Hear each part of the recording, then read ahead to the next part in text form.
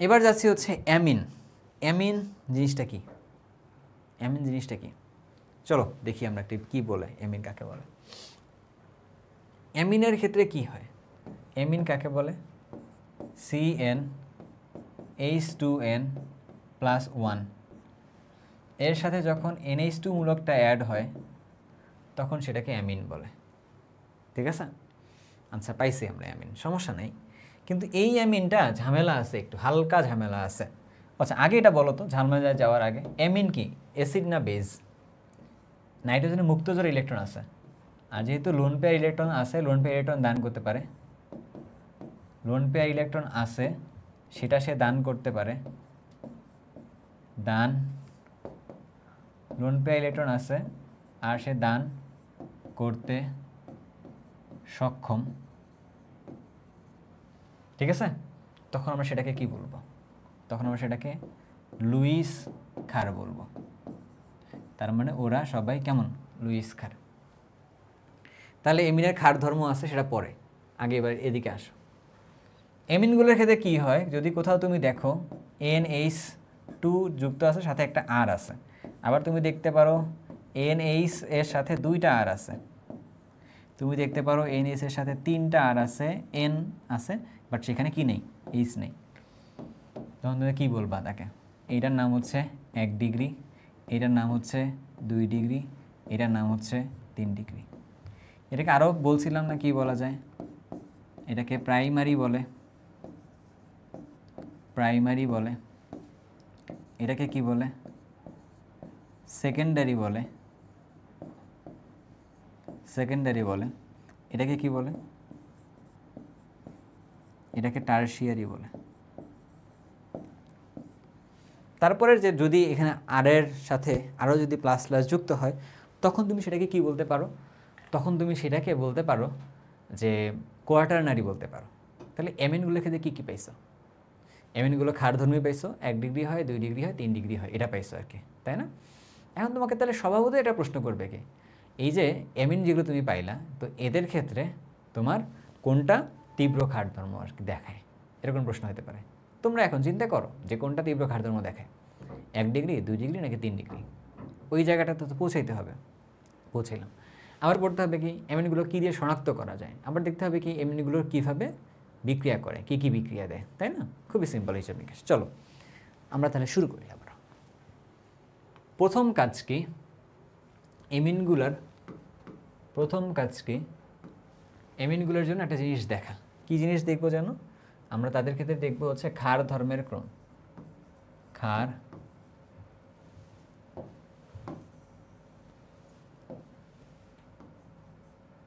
ক্ষার ধর্ম। ক্ষার ধর্ম সাধারণতর জন্য তোমার বইয়ের মধ্যে কয়েকটা বিষয় দেওয়া আছে, তুমি এগুলো খেয়াল করবে। এক দেওয়া আছে কেবি, কেবি। আরেকটা দেওয়া আছে পিকেবি, একটা দেওয়া আছে পিকেবি। এটা যদি বেশি আর এটা যদি কম,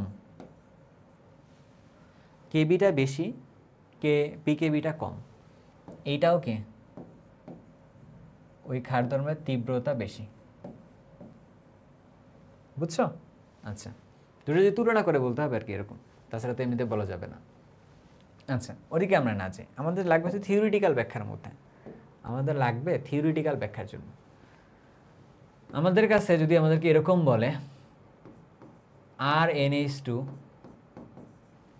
আবার যদি বলে RnH, তার সাথে দিচ্ছে একটা আর, আবার যদি বলে Rn আর আর, বলো তিনটার মধ্যে কোনটা বেশি তীব্র?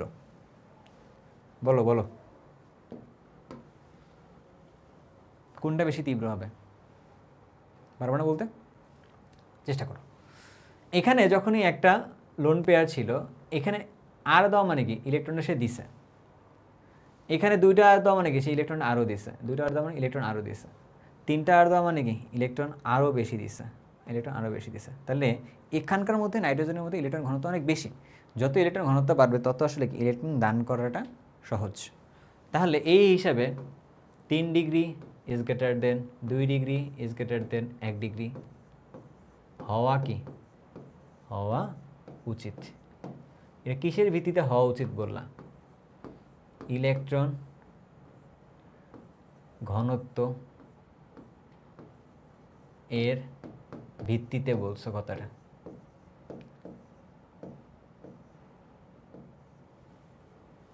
ইলেকট্রন ঘনত্বের ভিত্তিতে এরকম বলা যাইতে পারে, কিন্তু এইটাতে ঝামেলা আছে। যখনই এইগুলো আছে, এই গ্রুপগুলো কেমন বড় গ্রুপ, এখানে তাহলে কি ইলেকট্রন বাধা বেশি বা স্টেরিক বাধাটা বেশি আর কি। কিন্তু কিন্তু 3 ডিগ্রিতে স্টেরিক বাধা বেশি, স্টেরিক বাধা বেশি, যার জন্য কি ও সহজে ওখানে ইলেকট্রন দান করতে চাইবে না। তাহলে এই জন্য কি হয়, এই জন্য ওই ক্রমটা তাহলে কেমন হবে, 2 ডিগ্রি, তারপরে হবে 1 ডিগ্রি, তারপরে হবে হচ্ছে 3 ডিগ্রি। বুঝতে পারছি? এই পার্ট কিন্তু পরীক্ষায় আসবে ভাইয়া, পরীক্ষায় কিন্তু এই পার্ট আসবে, পরীক্ষায় কিন্তু এই পার্ট আসবে। এটা আলাদা করে রাখলাম, ওই পার্টটা তাহলে আলাদা থাকবে আর কি। আর কে কেবির মান দেওয়া থাকলে বা কেবির মান দেওয়া কিন্তু পারবাই, কিন্তু এই ব্যাখ্যাটা তুমি এভাবে দিবা। বুঝছো? কোনো ঝামেলা আছে কোনো? বলে দেখো একবার, ভেবে দেখো। নেই? নেই। আচ্ছা, তাহলে তো হইলই। এবার দাও হেডিংস।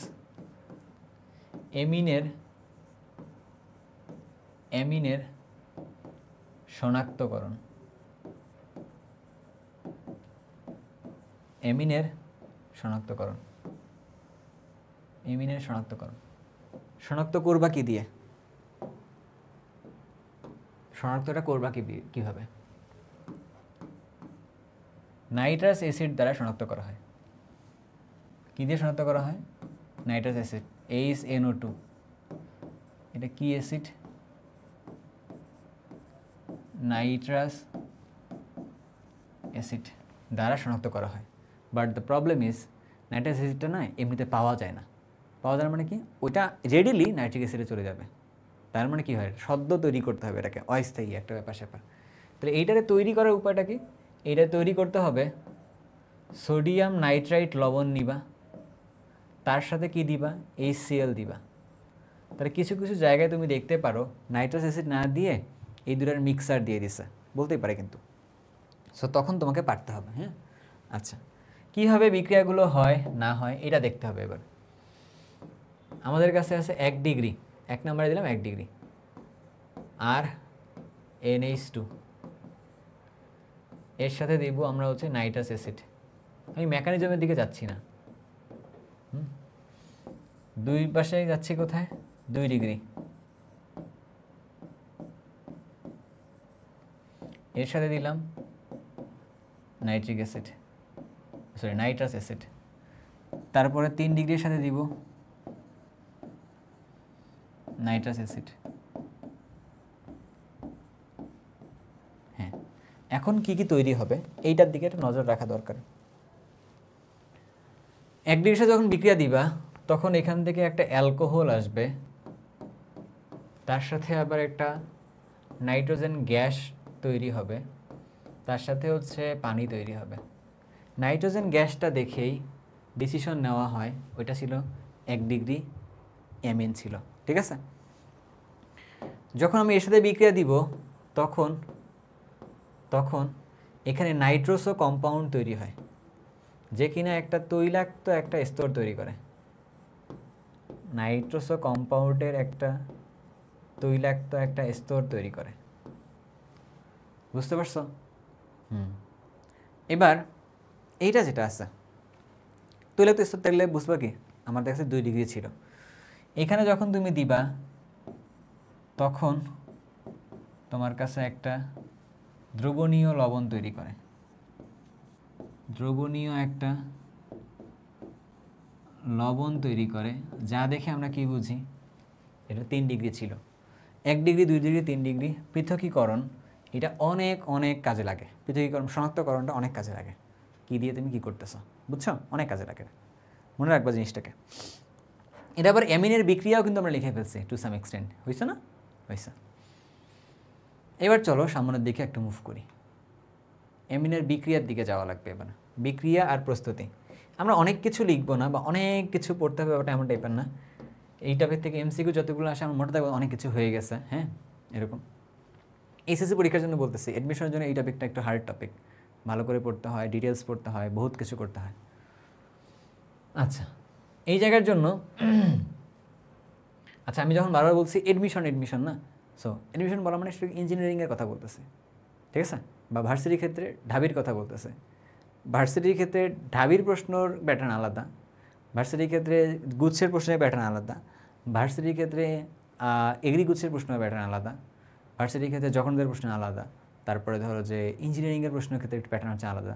তো সব কিছু একটু প্যাটার্ন কিন্তু আলাদা আলাদা আছে। আবার ধরো এগুলো তুমি যা পড়তেছো না, এগুলো তুমি মেডিকেলটা এই পর্যন্ত হয়ে যাবে আর কি এরকম। ওই যেগুলো আলাদা বলতেছি, আলাদাগুলো আমার এই জায়গায় লাগতেছে না। সো ওই পার্টটা নিয়ে চিন্তা করার দরকার নেই, চিন্তা পরে সাথে পরে কাছ থেকে কারো কাছে হেল্প নিলেই বুঝতে পারবো। সবাই সেম কথাগুলোই পারে, কারো কাছে কোনো আলাদা কোনো টোটকা নাই, সবাই সেম জিনিস পারে।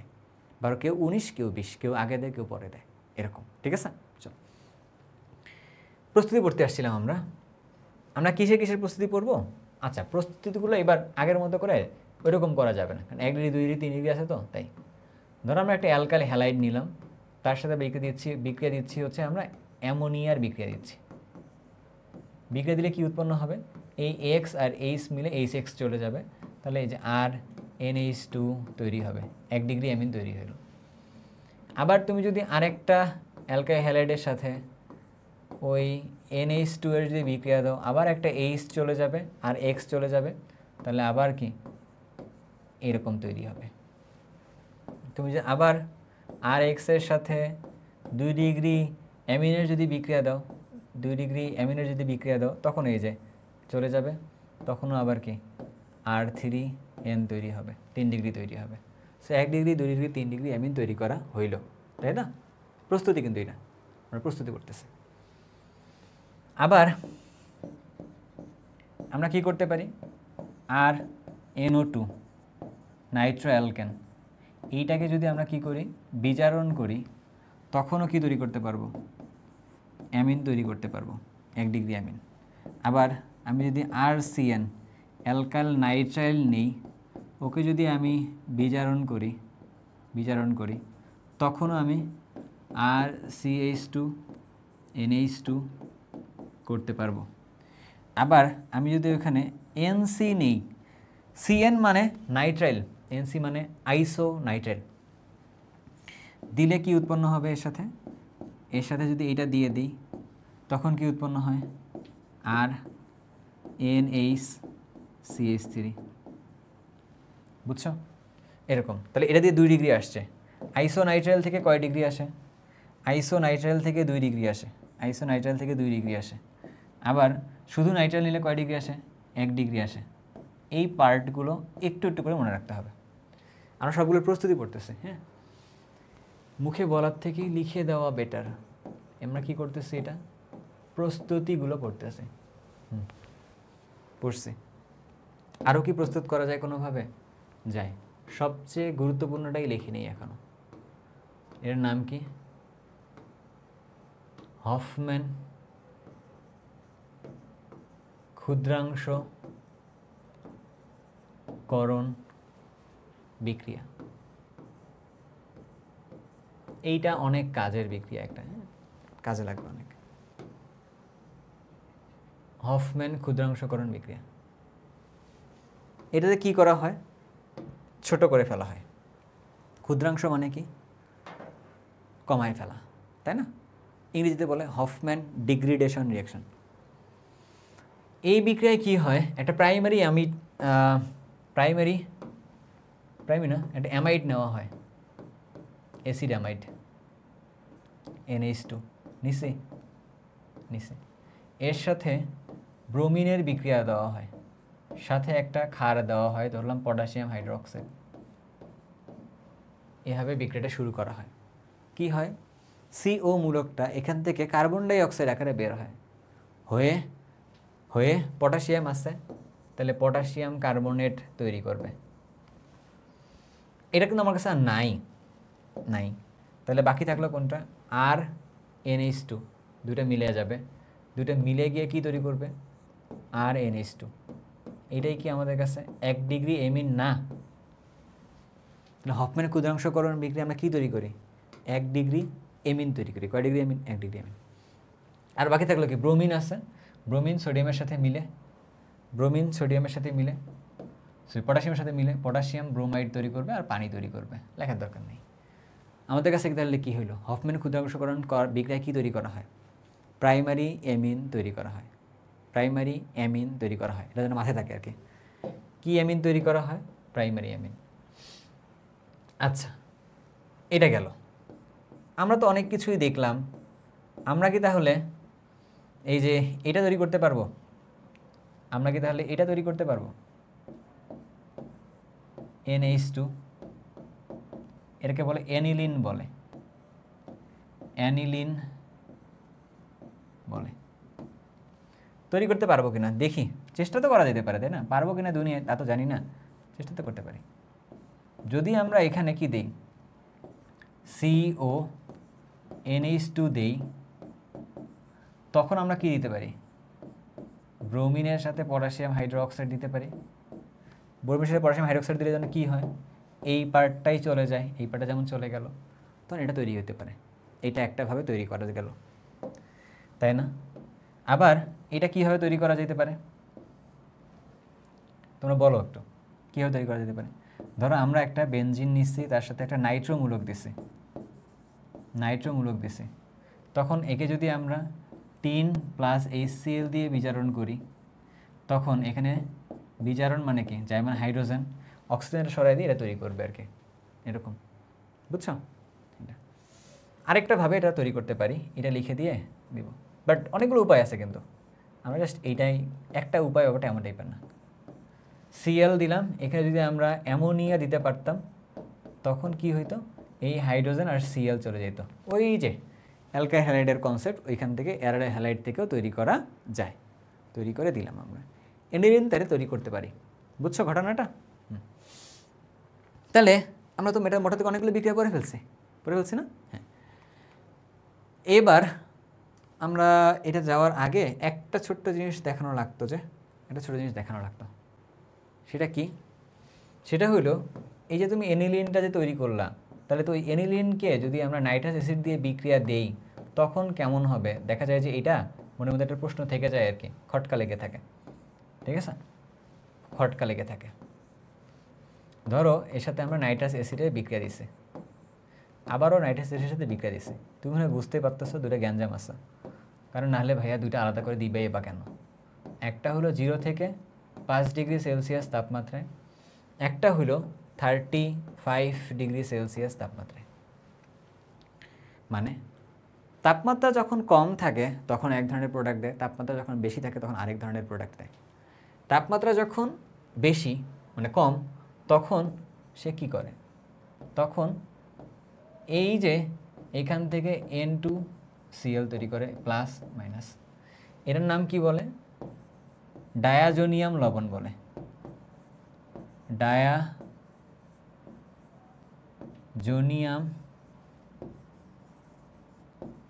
লবণ বলে। এটার নাম কি বলে, এটা যখন দেয় তখন এখান থেকে ফেনল উৎপন্ন হয়, তখন এখান থেকে ফেনল উৎপন্ন হয়, বুঝছো ঘটনা কি ক্লিয়ার কিনা? হ্যাঁ। আচ্ছা, সো এটা নিয়ে তো আমরা একটা তথ্য পাইলাম, তো আমার মনে হয় এর সাথে এটা হলো তথ্য নাম্বার 1 দিয়ে আরেকটা তথ্য যদি আমি একটু অ্যাড করে দিই তোমার মনের, তাহলে সবগুলো দেখবা যে প্রশ্নগুলো মনে হয় একটু ক্লিয়ার হওয়া শুরু করবে আর কি।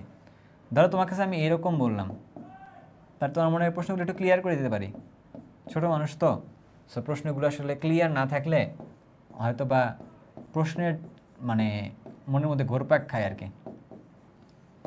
আমি যখন স্টুডেন্ট ছিলাম তখন আমার মনের মধ্যে অনেক প্রশ্ন ঘুরপাক খাইতো, তো প্রশ্নের উত্তর না পাইলে ঝামেলা তৈরি হয় আর কি। তো চেষ্টা করতেছি যতগুলো আমি এখান থেকে বুঝতে পারতেছি। আমার আসলে ক্ষেত্রে কি হয়েছে, ওই যে গতদিন আমার প্রাইভেট স্টুডেন্ট ব্যাচে একটা কথা বলতেছে যে ভাইয়া আপনি লম্বা ভিডিওগুলো শ্যুট করছেন, তো কিভাবে আসলে বুঝতে পারতেছেন যে আমার মনে কি চলতেছে, আমি কি বুঝতে পারতেছি আর কি। তো এটা আমার একটা গ্রেট অ্যাডভান্টেজ একটা আছে, সেটা কি জানো, এত এত জায়গায় আমি ক্লাস নিছি, এত জায়গায়, মানে 30-35-40টা জেলায় ক্লাস নেওয়া, হ্যাঁ, অফলাইন নিয়ে, এতগুলো স্টুডেন্টের চোখ আমি চিনি, এতগুলো স্টুডেন্টকে আমার জানাশোনা আছে। তো এইটার থেকে আসলে আর বড় কিছু হতে পারে না। আমি সবসময় ভালো স্টুডেন্টগুলো দেখছি এমনটা না, অনেক পিছিয়ে পড়া স্টুডেন্টও দেখছি, এমন স্টুডেন্ট দেখছি সে পড়তেই চায় না, এমনও দেখছি। দেখছি এমন স্টুডেন্ট আছে যার কিনা এডমিশনের কোনো টার্গেট নেই, ইভেন তার টার্গেট শুধু এইচএসসিতে যাবো, ভাইয়া কিছু একটা হলেই হয়েছে, আমার বাপের টাকা পয়সা আছে আর কিছু লাগবে না, এমনও দেখছি আর কি। তার মানে কি, আমি প্রত্যেকের চোখগুলো চিনে আমি জানি যে ওরা আসলে এই মুহূর্তে কোনটা দরকার পড়ে, আমি ওই জায়গা থেকে সেটা দিতেছি। এটা আমার কাছে গ্রেট অ্যাডভান্টেজ। আমি জানি না এই অ্যাডভান্টেজটুকু মানে আমাকে কতটুকু জায়গায় নিবে, বাট আমি চেষ্টা করবো এটাকে কাজে লাগানোর আর কি। ইটস দ্য টাইম, ঠিক আছে। সো আমি ওটা বুঝতে পারতেছি যতটুকু নিজে বুঝি। এবার একটু আসেন, যদি তোমার মনে প্রশ্ন আসে যে ভাইয়া এই দুইটাই তো খার, তাই দুটোর মধ্যে তীব্রতা কোনটার বেশি হবে, এটার ক্ষেত্রে তীব্রতা কোনটার বেশি হবে। আমরা কিন্তু আগে করছি 1 ডিগ্রি 2 ডিগ্রি 3 ডিগ্রি দিয়ে করছিলাম, আমরা কিন্তু এনিলিন দিয়ে করি নাই। ভালো করে জিনিসটা বুঝো তো, যদি আমরা রেজোনেন্সের কথা চিন্তা করতাম, রেজোনেন্স এইখানে রেজোনেন্স নাই,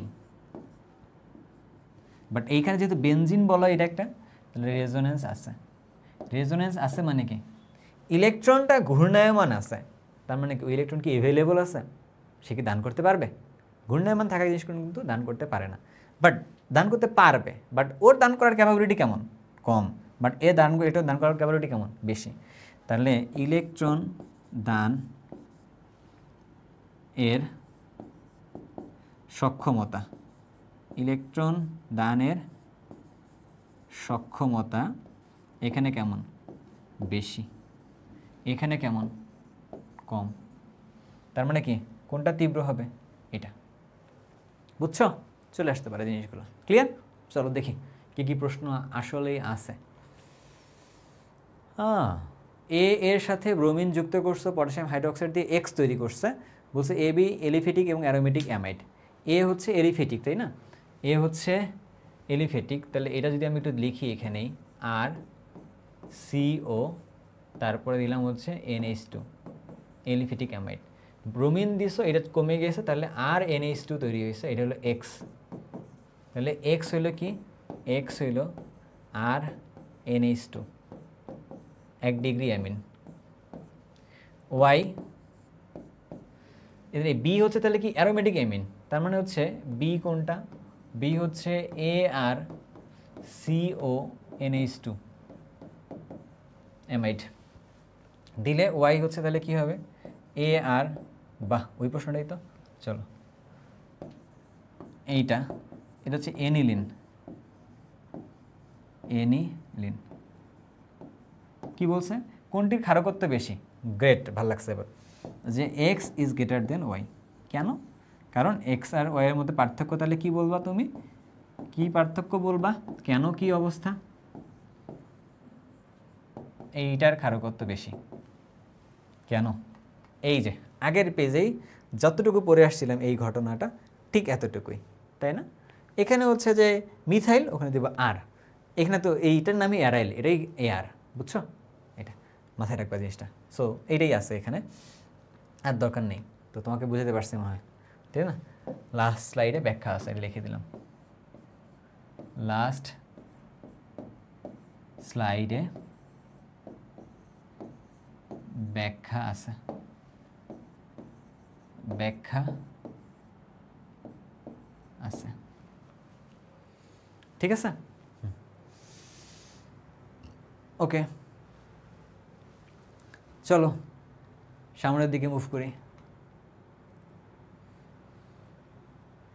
এবারে আচ্ছা, এই প্রশ্নের উত্তর দাগানো আছে, আমাদের প্রশ্নটার উত্তর দাগানো আছে, এইটাকে আমাদেরকে একটু কাজ করতে হবে।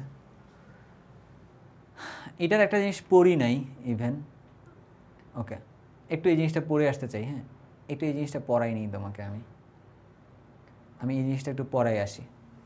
সরি, আমি তোমাকে এই জিনিসটা না বলি নাই, এটা আমার ফল্ট, আমি আমার নিজের ভুল স্বীকার করতেছি। এই জায়গাটায় তোমাকে একটু জিনিস পড়ানো লাগতো। সেটা হইল কার্বিল অ্যামিন পরীক্ষা। কার্বিল এমিন পরীক্ষা। এটাকে তুমি আরো একভাবে মনে রাখতে পারো, 1 ডিগ্রি অথবা প্রাইমারি অথবা এনিলিন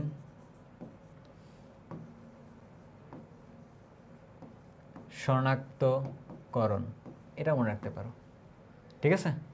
আচ্ছা, চলো একটু দেখি। CH3 NH2 আবার AR NH2, এর সাথে তুমি কি করবা? তুমি এর সাথে এইটার বিক্রিয়া দিবা। এটা শুনছো এটার নাম কখনো? CHCl3। এটার নাম হচ্ছে কি? এটার নাম ছিল হচ্ছে আমাদের কাছে ক্লোরোফর্ম। এটার নাম ছিল আমাদের কাছে কি? ক্লোরোফর্ম। তুমি যখন ক্লোরোফর্মের সাথে বিক্রিয়া দিবা তখন ঘটনাগুলো কি ঘটে জানো? তখন এইটার সাথে এইটার থেকে CH3 NC আইসো নাইট্রাইল উৎপন্ন হয়। আবার এখানের সাথে একই কথা NC। এগুলো হচ্ছে কার্বিল এমিন বলে। ঠিক আছে? এগুলো কার্বিল এমিন বলে। এর সাথে কি হইলো তোমার? এখানের সাথে তোমার KCl তৈরি হয়েছে প্লাস পানি তৈরি হয়েছে। এর সাথে তোমার কি হয়েছে? KCl তৈরি হয়েছে প্লাস পানি তৈরি হয়েছে। বুঝছো? হ্যাঁ, ক্লিয়ার না?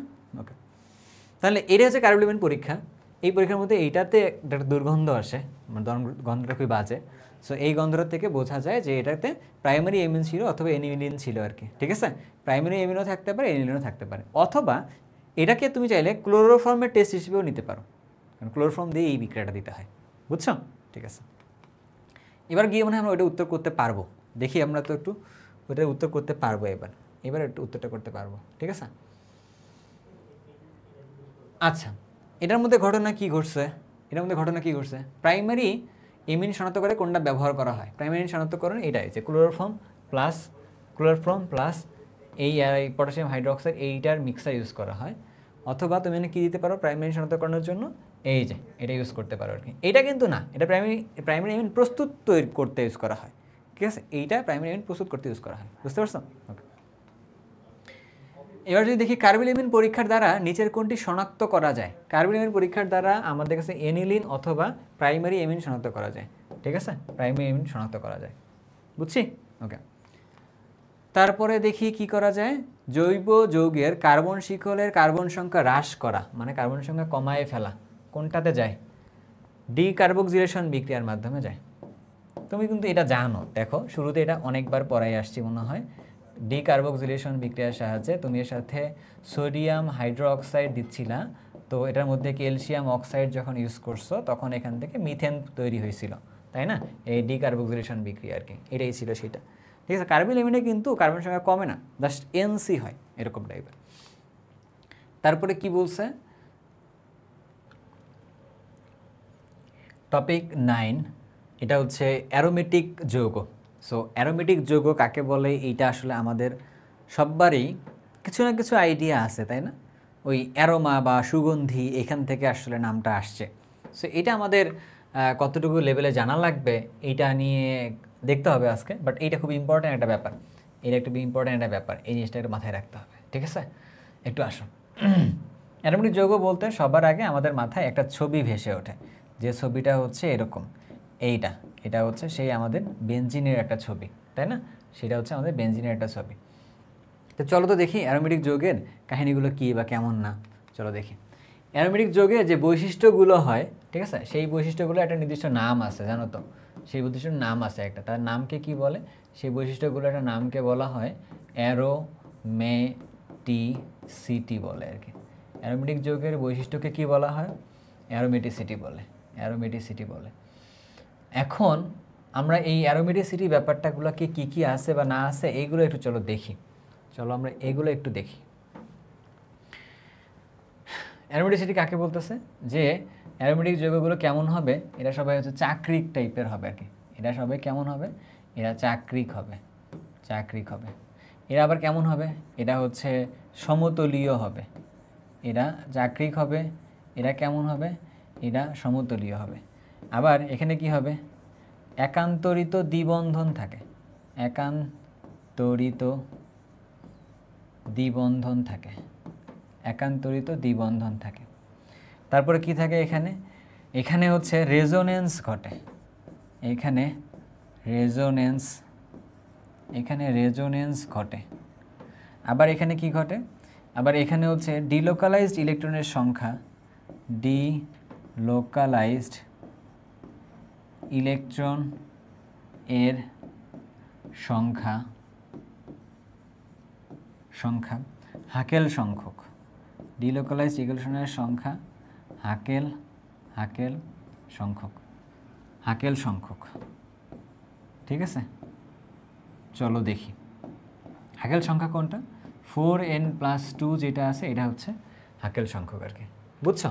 ঠিক আছে, এইটাতে অ্যারোমেটিক যৌগের এই জায়গাটায় অনেক বড় মানে লেভেলে ডিপলি অনেক পড়াশোনা করা যায়, বাট সেটা আসলে একাডেমিকের জন্য হলে ঠিক আছে, বাট আমরা আসলে এই মুহূর্তে পড়তেছি যাতে করে আমাদের রেজাল্টটা ভালো করা যায় সেই জন্য আর কি। ঠিক আছে, এখানে জানি না ভিডিওটা যারা দেখছো তারা কি 25 ব্যাচের যারা উৎকর্ষের সাথে কন্টিনিউ করছিল তারা আছো কিনা এখানে জানি না, বাট উৎকর্ষের সাথে আসলে যেদিন আমি এটা কন্টিনিউ করছিলাম তখন ওদেরকে এই জায়গায় 4n থাকলে কি হয়, হ্যাঁ, একদম মোবিয়াস নাম্বার এখান থেকে পর্যন্ত পড়াইছিলাম, অনেক ডিটেলস থেকে পড়ছিলাম। আমি জানি তোমাদের অনেক কষ্ট দিচ্ছি, হ্যাঁ, এত ডিটেলস আসলে মানে আমাদের বইতেও অনেক কিছু ছিল না, তার মধ্যে বাইরের থেকে পড়ে নিয়ে আসছিলাম এরকম কিছু। বাট একাডেমিকের জন্য আমরা অনেক ডিপলি পড়তে পারি, আমাদের কাছে তখন লাক্সারি থাকে, বুঝতে পারি, জানতে পারি এরকম। বাট যখন আমাদের পরীক্ষার জন্য পড়তে হবে তখন পড়াশোনাগুলো কিন্তু ন্যারো ডাউন করতে হবে। সো কখন কোনটার জন্য কী পড়াশোনা এটা একটু আমাদের সবাইকে মনে রাখতে হবে আর কি। ওটা বোঝা গেল? ওকে, কেউ থাকলে জানাই হতো যে যাদের সাথে ওখানে দেখা সাক্ষাৎ হয়েছিল। আচ্ছা, এবার আসো, এই তিনটা বৈশিষ্ট্যগুলো আমাদের কাছে আছে। এখন আমরা এক এক করে যাব। চাকরিক কি হয়? চক্র হওয়ার জন্য আমাদের কাছে সর্বনিম্ন 5টা মেম্বার থাকতে হবে আর কি, 5 সদস্যের একটা চক্র হয় আর কি এরকম। আর সমতলীয় কথাটা মানে চলো একটু বুঝিয়ে আসি। সমতলীয় মানে কি, যে একই তলের উভয় পাশে একই জিনিসপত্র আছে। আমরা কাকে দিয়ে বুঝতে চাই? বেনজিন দিয়ে বুঝতে চাই। যেমন ধরো আমাদের কাছে বেনজিনটা আছে, বেনজিন দেখতে কীরকম আছে? বেনজিন দেখতে এরকম, তাই না? বেনজিন দেখতে আমাদের কাছে 6টা কার্বন আছে। সবগুলো কার্বন কি আছে? একক বন্ধন দিয়ে যুক্ত অবস্থায় আছে। এটা হচ্ছে একটা তল। এখন এখানে একান্তরিত দ্বিবন্ধন থাকে, এই যে একটা ডাবল বন্ড, একটা single bond, double bond, single bond, double bond, single bond, double bond, এরকম টাইপের থাকে আর কি। এখন একটা জিনিস ভালো করে বুঝে দেখবা কিনা, প্রত্যেকটা কার্বনে sp2 হাইব্রিডেজ থাকে, অর্থাৎ প্রত্যেকটা কার্বনের মধ্যে একটা করে p অরবিটাল থাকে। এটা হচ্ছে এই কার্বনের জন্য। আবার ধরো এই কার্বনের জন্য একটা p অরবিটাল বাকি আছে, তো সেই p অরবিটাল দেখতে কীরকম? হলুদ কালারের p অরবিটাল। আবার ধরো এই যে কার্বনটা যেটা আছে না, এই কার্বনের জন্য p অরবিটাল বাকি আছে যেটা কি না হাইব্রিডাইজেশন অংশ নেয় নাই, সেটা দেখতে দিলাম সবুজ কালারের p অরবিটাল। আবার উপরের যেগুলো আছে ওদের জন্য p অরবিটাল দিলাম হচ্ছে কেমন? p অরবিটাল দিলাম হচ্ছে নীল কালারের p অরবিটাল। ঠিক আছে, হয়েছে p অরবিটালগুলো। এখন ভালো করে জিনিসটা খেয়াল করে দেখো, এই যে এগুলা কানেক্টেড থাকে, যে প্রত্যেকটা p অরবিটাল উপরেরগুলো কানেক্টেড থাকে, নিচে কানেক্টেড থাকে। আবার হলুদগুলা কি হয়েছে? হলুদগুলা এখানে কানেক্টেড আছে, এখানে কানেক্টেড আছে। সবুজগুলা কি হয়েছে? সবুজগুলা এখানে কানেক্টেড আছে, এখানে কানেক্টেড আছে। এগুলো হচ্ছে পাই। এখন একটা জিনিস চিন্তা করে দেখো, মাঝখানে একটা তল আছে, যে তলের উপরে কিছু ইলেকট্রন ক্লাউড, নিচে কিছু ইলেকট্রন ক্লাউড, যেটাকে কিনা তুমি এভাবে বলতে পারো কিনা একটু চিন্তা করে দেখো, জাস্ট একটু চিন্তা করে দেখো। মাঝখানে একটা তল আছে এরকম হেক্সাগোনাল তল, তার উপরে একটা ইলেকট্রন ক্লাউড আছে, নিচে একটা ইলেকট্রন ক্লাউড আছে, এটাকে বলতেছে সমতলীয়, এই ব্যাপারটাকে বলতেছে, বুঝছো? একটা তল, উপরে একটা ইলেকট্রন ক্লাউড, নিচে একটা ইলেকট্রন ক্লাউড। ওকে, সো আমার মনে হয় চক্র ব্যাপারটা কিছুটা বুঝছো, সমতলীয় ব্যাপারটা কিছুটা বুঝছো, একান্তরিত দ্বিবন্ধনী ব্যাপারটা কিছুটা বুঝছো। রেজোনেন্স ঘটে মানে কি এটা একটু পরে বুঝাই, রেজোনেন্স ঘটে যে আসুক। তারপরে আসলে ডিলোকালাইজড ইলেকট্রনের সংখ্যা, হাকেল সংখ্যক, এটাও আসতেছে এখানে। আচ্ছা, আগে তোমরা রেজোনেন্সের ব্যাপারটা বুঝো। রেজোনেন্স কাকে বলে? একটা ইলেকট্রন যখন এক জায়গা থেকে ঘুরে বা যায়, চলাচল করে, তখন তাকে ডিলোকালাইজড বলে, মানে সে কোথাও আবদ্ধ না, এটাকে বলে ডিলোকালাইজড। বাট আবদ্ধ না, বাট সে ঘুরতেছে। এই ঘূর্ণায়মান অবস্থার মধ্যে যদি তার স্থায়িত্ব বা তার স্টেবিলিটি ইংরেজিতে বললে যদি সেইটা ঠিকঠাক থাকে তখন সেই ঘূর্ণনকে বলা হয় কি বলা হয়, রেজোনেন্স বলে। যেমন ধরো আমি এটা আবারও বলি যে একটা ধরো তোমার বেঞ্চ, মানে তুমি যেটা কলেজের মধ্যে বসে আছো ধরো, তো সেই কলেজের মধ্যে প্রথম বেঞ্চে তুমি বসছো, তুমি তোমার বেঞ্চ থেকে তুমি উঠে সেকেন্ড বেঞ্চে গেছো, সেকেন্ড বেঞ্চ থেকে উঠে পরের বেঞ্চে গেছো, এর মধ্যে বেঞ্চ সবগুলো ঘুরে ঘুরে ঘুরে ঘুরে আবার তুমি প্রথম বেঞ্চে আসছো, তার মানে তুমি তো ঘূর্ণায়মান না, তো তোমাকে বলা হয় ডিলোকালাইজড ইলেকট্রন তুমি। কিন্তু তুমি যখন গেছিলা তো তোমার সিটটা কি খালি ছিল? তোমার সিটটা যদি খালি থাকে তাহলে রুমের মধ্যে স্থায়িত্ব ঠিকঠাক থাকে নাই। কিন্তু তুমি যদি পিছনে যাও, পিছনের জন্য যদি আবার সামনে চলে আসে, তার মানে কি তুমি তারপরে গেছো, সে যদি তোমার সিটটা নিয়ে নেয়, অর্থাৎ তোমার সিটটা যদি খালি না থাকে, তখন এই ঘূর্ণনকে বলা হয় রেজোনেন্স বলে। তার মানে ইলেকট্রন ঘূর্ণনের সময় যদি স্থায়িত্ব অর্জন হয় তখন তাহলে তাকে কি বলা হয়, তাকে রেজোনেন্স বলে। স্থায়িত্ব অর্জন না হলে তাকে কি বলা হয়, রেজোনেন্স বলে না। বুঝতে পারছেন? ওকে, চলেন। রেজোনেন্সের বাংলা হচ্ছে অনুরণন। রেজোনেন্সের বাংলা হচ্ছে অনুরণন। অনুরণন। এবার যাচ্ছি হচ্ছে আমরা ওই যে হাকেল সংখ্যার এখান থেকে। হাকেল সংখ্যা যেন কোনটা ছিল, 4n+2, এটা ছিল হচ্ছে হাকেল সংখ্যা, এটা ছিল হচ্ছে হাকেল সংখ্যা। এখানে দুইটা মুক্তজোড় ইলেকট্রন থাকে ইউ এর উপরে। মুক্তজোড় ইলেকট্রন না, জার্মান ওয়ার্ড তো এই জন্য এখানে বলছে কি এরকম জার্মান ওয়ার্ড, এটার জন্য এরকম ইউজ। তোমার মুলার, তারপরে হচ্ছে তোমরা হচ্ছে ওজিল, এদের নামের মধ্যে দেখছিলে এটা এরকম দুটো করে ফোঁটা থাকে। এবার আসো, এন এর মান কি হইতে পারে? এন এর মান 0 হইতে পারে, এন এর মান 1 হইতে পারে, এন এর মান 2 হইতে পারে, এন এর মান 3 হইতে পারে, এরকম। ইভেন এন এর মান 4ও হইতে পারে। এন এর মান যদি 1 হয় তখন হাকেল নাম্বার কত? এন এর মান যদি 1 হয় তখন হাকেল নাম্বারটা কত? সরি 0 হয় তখন 2, এটা যদি হয় তখন 6, এটা যদি হয় তখন 10, এটা যদি হয় তখন 14, এটা যদি হয় 4 4 16 আর 2 18, তাই না? এরকম।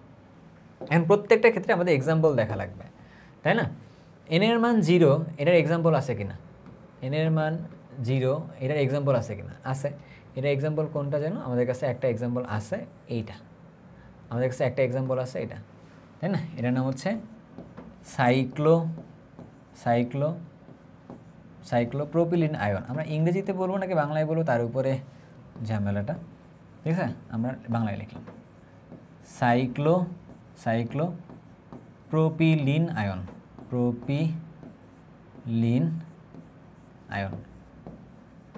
আয়ন, ঠিক আছে? এইটা অ্যারোমেটিক কিনা পরে যাচাই করব। আমরা আবার আরেকটা লিখি, যে ধরো এটার ক্ষেত্রে এন এর মান 0, এখানকার মধ্যে এন এর মানটা 0, আমরা বলছি 5 মেম্বার হলে এন এর মানটা 1 হওয়া শুরু করবে আর কি, এরকম। এটা হচ্ছে কি সাইক্লোবিউটিন, এরকম টাইপের হয়েছে। এখন তুমি দেখো এন এর মান যদি আমরা এখানে 0 বসাই তাহলে কি হইলো এখানে হাকেল নাম্বারটা, তাহলে এখানে হাকেল নাম্বার তাহলে কত আসে এটার জন্য? এই হাকেল নাম্বার আসে হচ্ছে 2, বাট এখানে ডিলোকালাইজড ইলেকট্রন কত? ডিলোকালাইজড মানে ঘূর্ণায়মান ইলেকট্রনের সংখ্যা, ঘূর্ণায়মান ইলেকট্রনের সংখ্যা কত? 2টা পাই বন্ধন আছে, তার মানে 4। তাহলে এইটা এটা কি মিলছে? না, মিলে নাই। যেহেতু মিলে নাই তার মানে এটা অ্যারোমেটিক যৌগ না। আবার তুমি যদি এর সাথে মিলাই নিয়ে দেখো, এটার সাথে, তাহলে এখানকার মধ্যে হাকেল নাম্বারটা কত আসবে? এনার মধ্যে হাকেল নাম্বারটা আসবে 2, এনের মান যেহেতু 0 হয়েছে। এখানে পাই বন্ধন আছেও 2, তার মানে ডিলোকালাইজড ইলেকট্রনের সংখ্যা, ডি ইলেকট্রন দিলাম, এটাও কত আছে? 2, দুটো মিলছে, তার মানে এটা অ্যারোমেটিক যৌগ। তাহলে কোনটা অ্যারোমেটিক যৌগ আর কোনটা অ্যারোমেটিক যৌগ না, এই ভাগটা বোঝাটা ইম্পর্টেন্ট আছে। আমার মনে হয় এটা তুমি বুঝতে পারছো, এবার বুঝতে পারছো? পারছো? ঠিক আছে, এটা গেল এটা। এবার আসো, এন এর মানটা যদি 1 হয়, এন এর মানটা যদি 1 হয়, এরকম কি কোনো এক্সাম্পল আছে ভাইয়া? আছে। এই এক্সাম্পলই সব মনে রাখার মতো। এন এর মান যদি 1 হয় তো তখন ডিলোকালাইজড ইলেকট্রনের সংখ্যা কত হয়? সরি, হাকেল নাম্বার তখন কত হয়?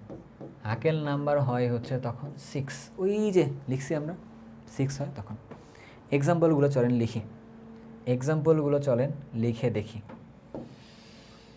যদি আমরা লিখি এইটা বেনজিনের ক্ষেত্রে, তারপরে আমরা একটা কাজ করি, সবগুলোর কালার কোডটাকে সেম রাখি, তাহলে দেখবা তোমার বুঝতে সুবিধা হবে। সবগুলো সবুজ কালার দিছি না, সবুজ কালার দিয়েই রাখি এটা। তারপরে ধরো আমরা এই পাশে দিলাম নাইট্রোজেন, এই পাশে দিলাম হাইড্রোজেন, এখানে দিলাম এটা।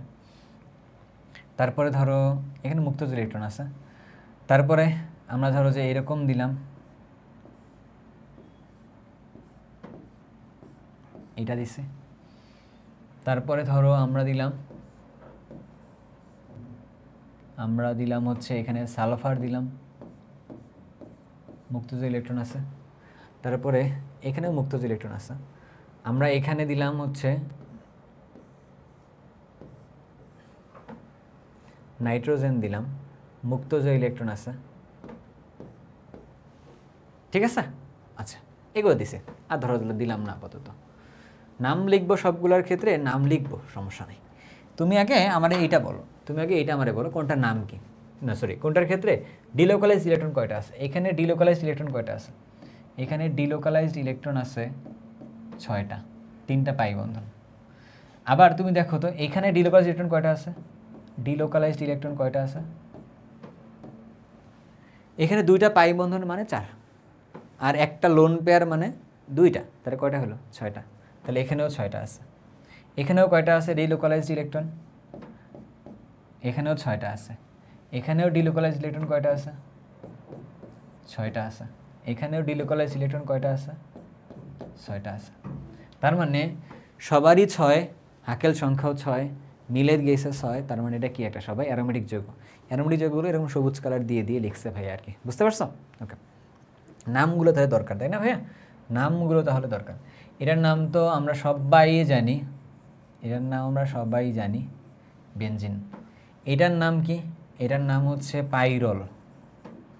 এটার নাম হচ্ছে পাইরল। এটার নাম হচ্ছে কি? এটার নাম হচ্ছে ফিউরান। এটার নাম কি? এটার নাম হইল থায়োফিন। এটার নাম কি? এটার নাম হচ্ছে পিরিডিন। এটার নাম হচ্ছে পিরিডিন। বুঝো ভালো করে, ঠিক আছে? নামগুলো মনে রাখবা। এখন ভালো করে জিনিসটা খেয়াল করে দেখো, তোমাকে যদি কখনো বলে পাইরল আর পিরিডিন দুটার মধ্যে কোনটা বেশি ক্ষারীয়, তুমি কি বলবা? দেখি বলতে পারো কিনা। পাইরল আর পিরিডিনের মধ্যে কোনটা বেশি ক্ষারীয়? ক্ষার ধর্ম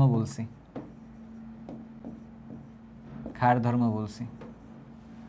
এই যে এটার মধ্যে কোনটা ক্ষারীয়? এখানকার লোন পেয়ারটা যেটা আছে ও রেজোনেন্সে অংশগ্রহণ করছে, এইটা রেজোনেন্সে অংশগ্রহণ করেনি। তার মানে কি হইল? পিরিডিন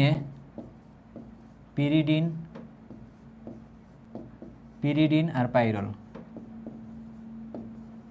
পাইরল দুটোর মধ্যে কি হয়েছে? পিরিডিনে লোন পেয়ার রেজোনেন্সে নাই, আর এটার মধ্যে লোন পেয়ার রেজোনেন্সে আছে। এই জন্য কী বলতে পারি? ওটা বেশি এভেলেবল, তাই জন্য পিরিডিন বেশি তীব্র। বুঝছো? ওকে, সো এই তো নামগুলোও হয়ে গেছে, কোনটা অ্যারোমেটিক কোনটা অ্যারোমেটিক না এটাও বুঝতে পারছো মোটা তাকে মনে হয়।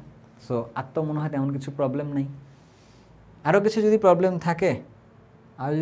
থাকে সো আমাদেরকে কিছু এক্সট্রা পড়াশোনা করা লাগবে। এখান থেকে আমরা n এর মান যদি 2 হয় তখন কিছু আছে কিনা? আছে। n এর মান যদি 2 হয় তখন কিছু আছে কিনা? আমাদের কাছে আছে এইটা ন্যাপথালিন। এই যে ন্যাপথালিন 5 দুগুণে 10টা, হাকেল সংখ্যাও 10, আমাদের ডিলোকালাইজড ইলেকট্রনও 10। তার মানে এটা হচ্ছে অ্যারোমেটিক। n এর মান যদি 3 হয় তখন কিছু আছে কিনা?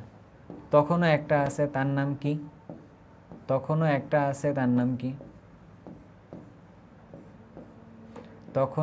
আছে, সেটার নাম কি? এটার নাম হচ্ছে অ্যানথ্রাসিন।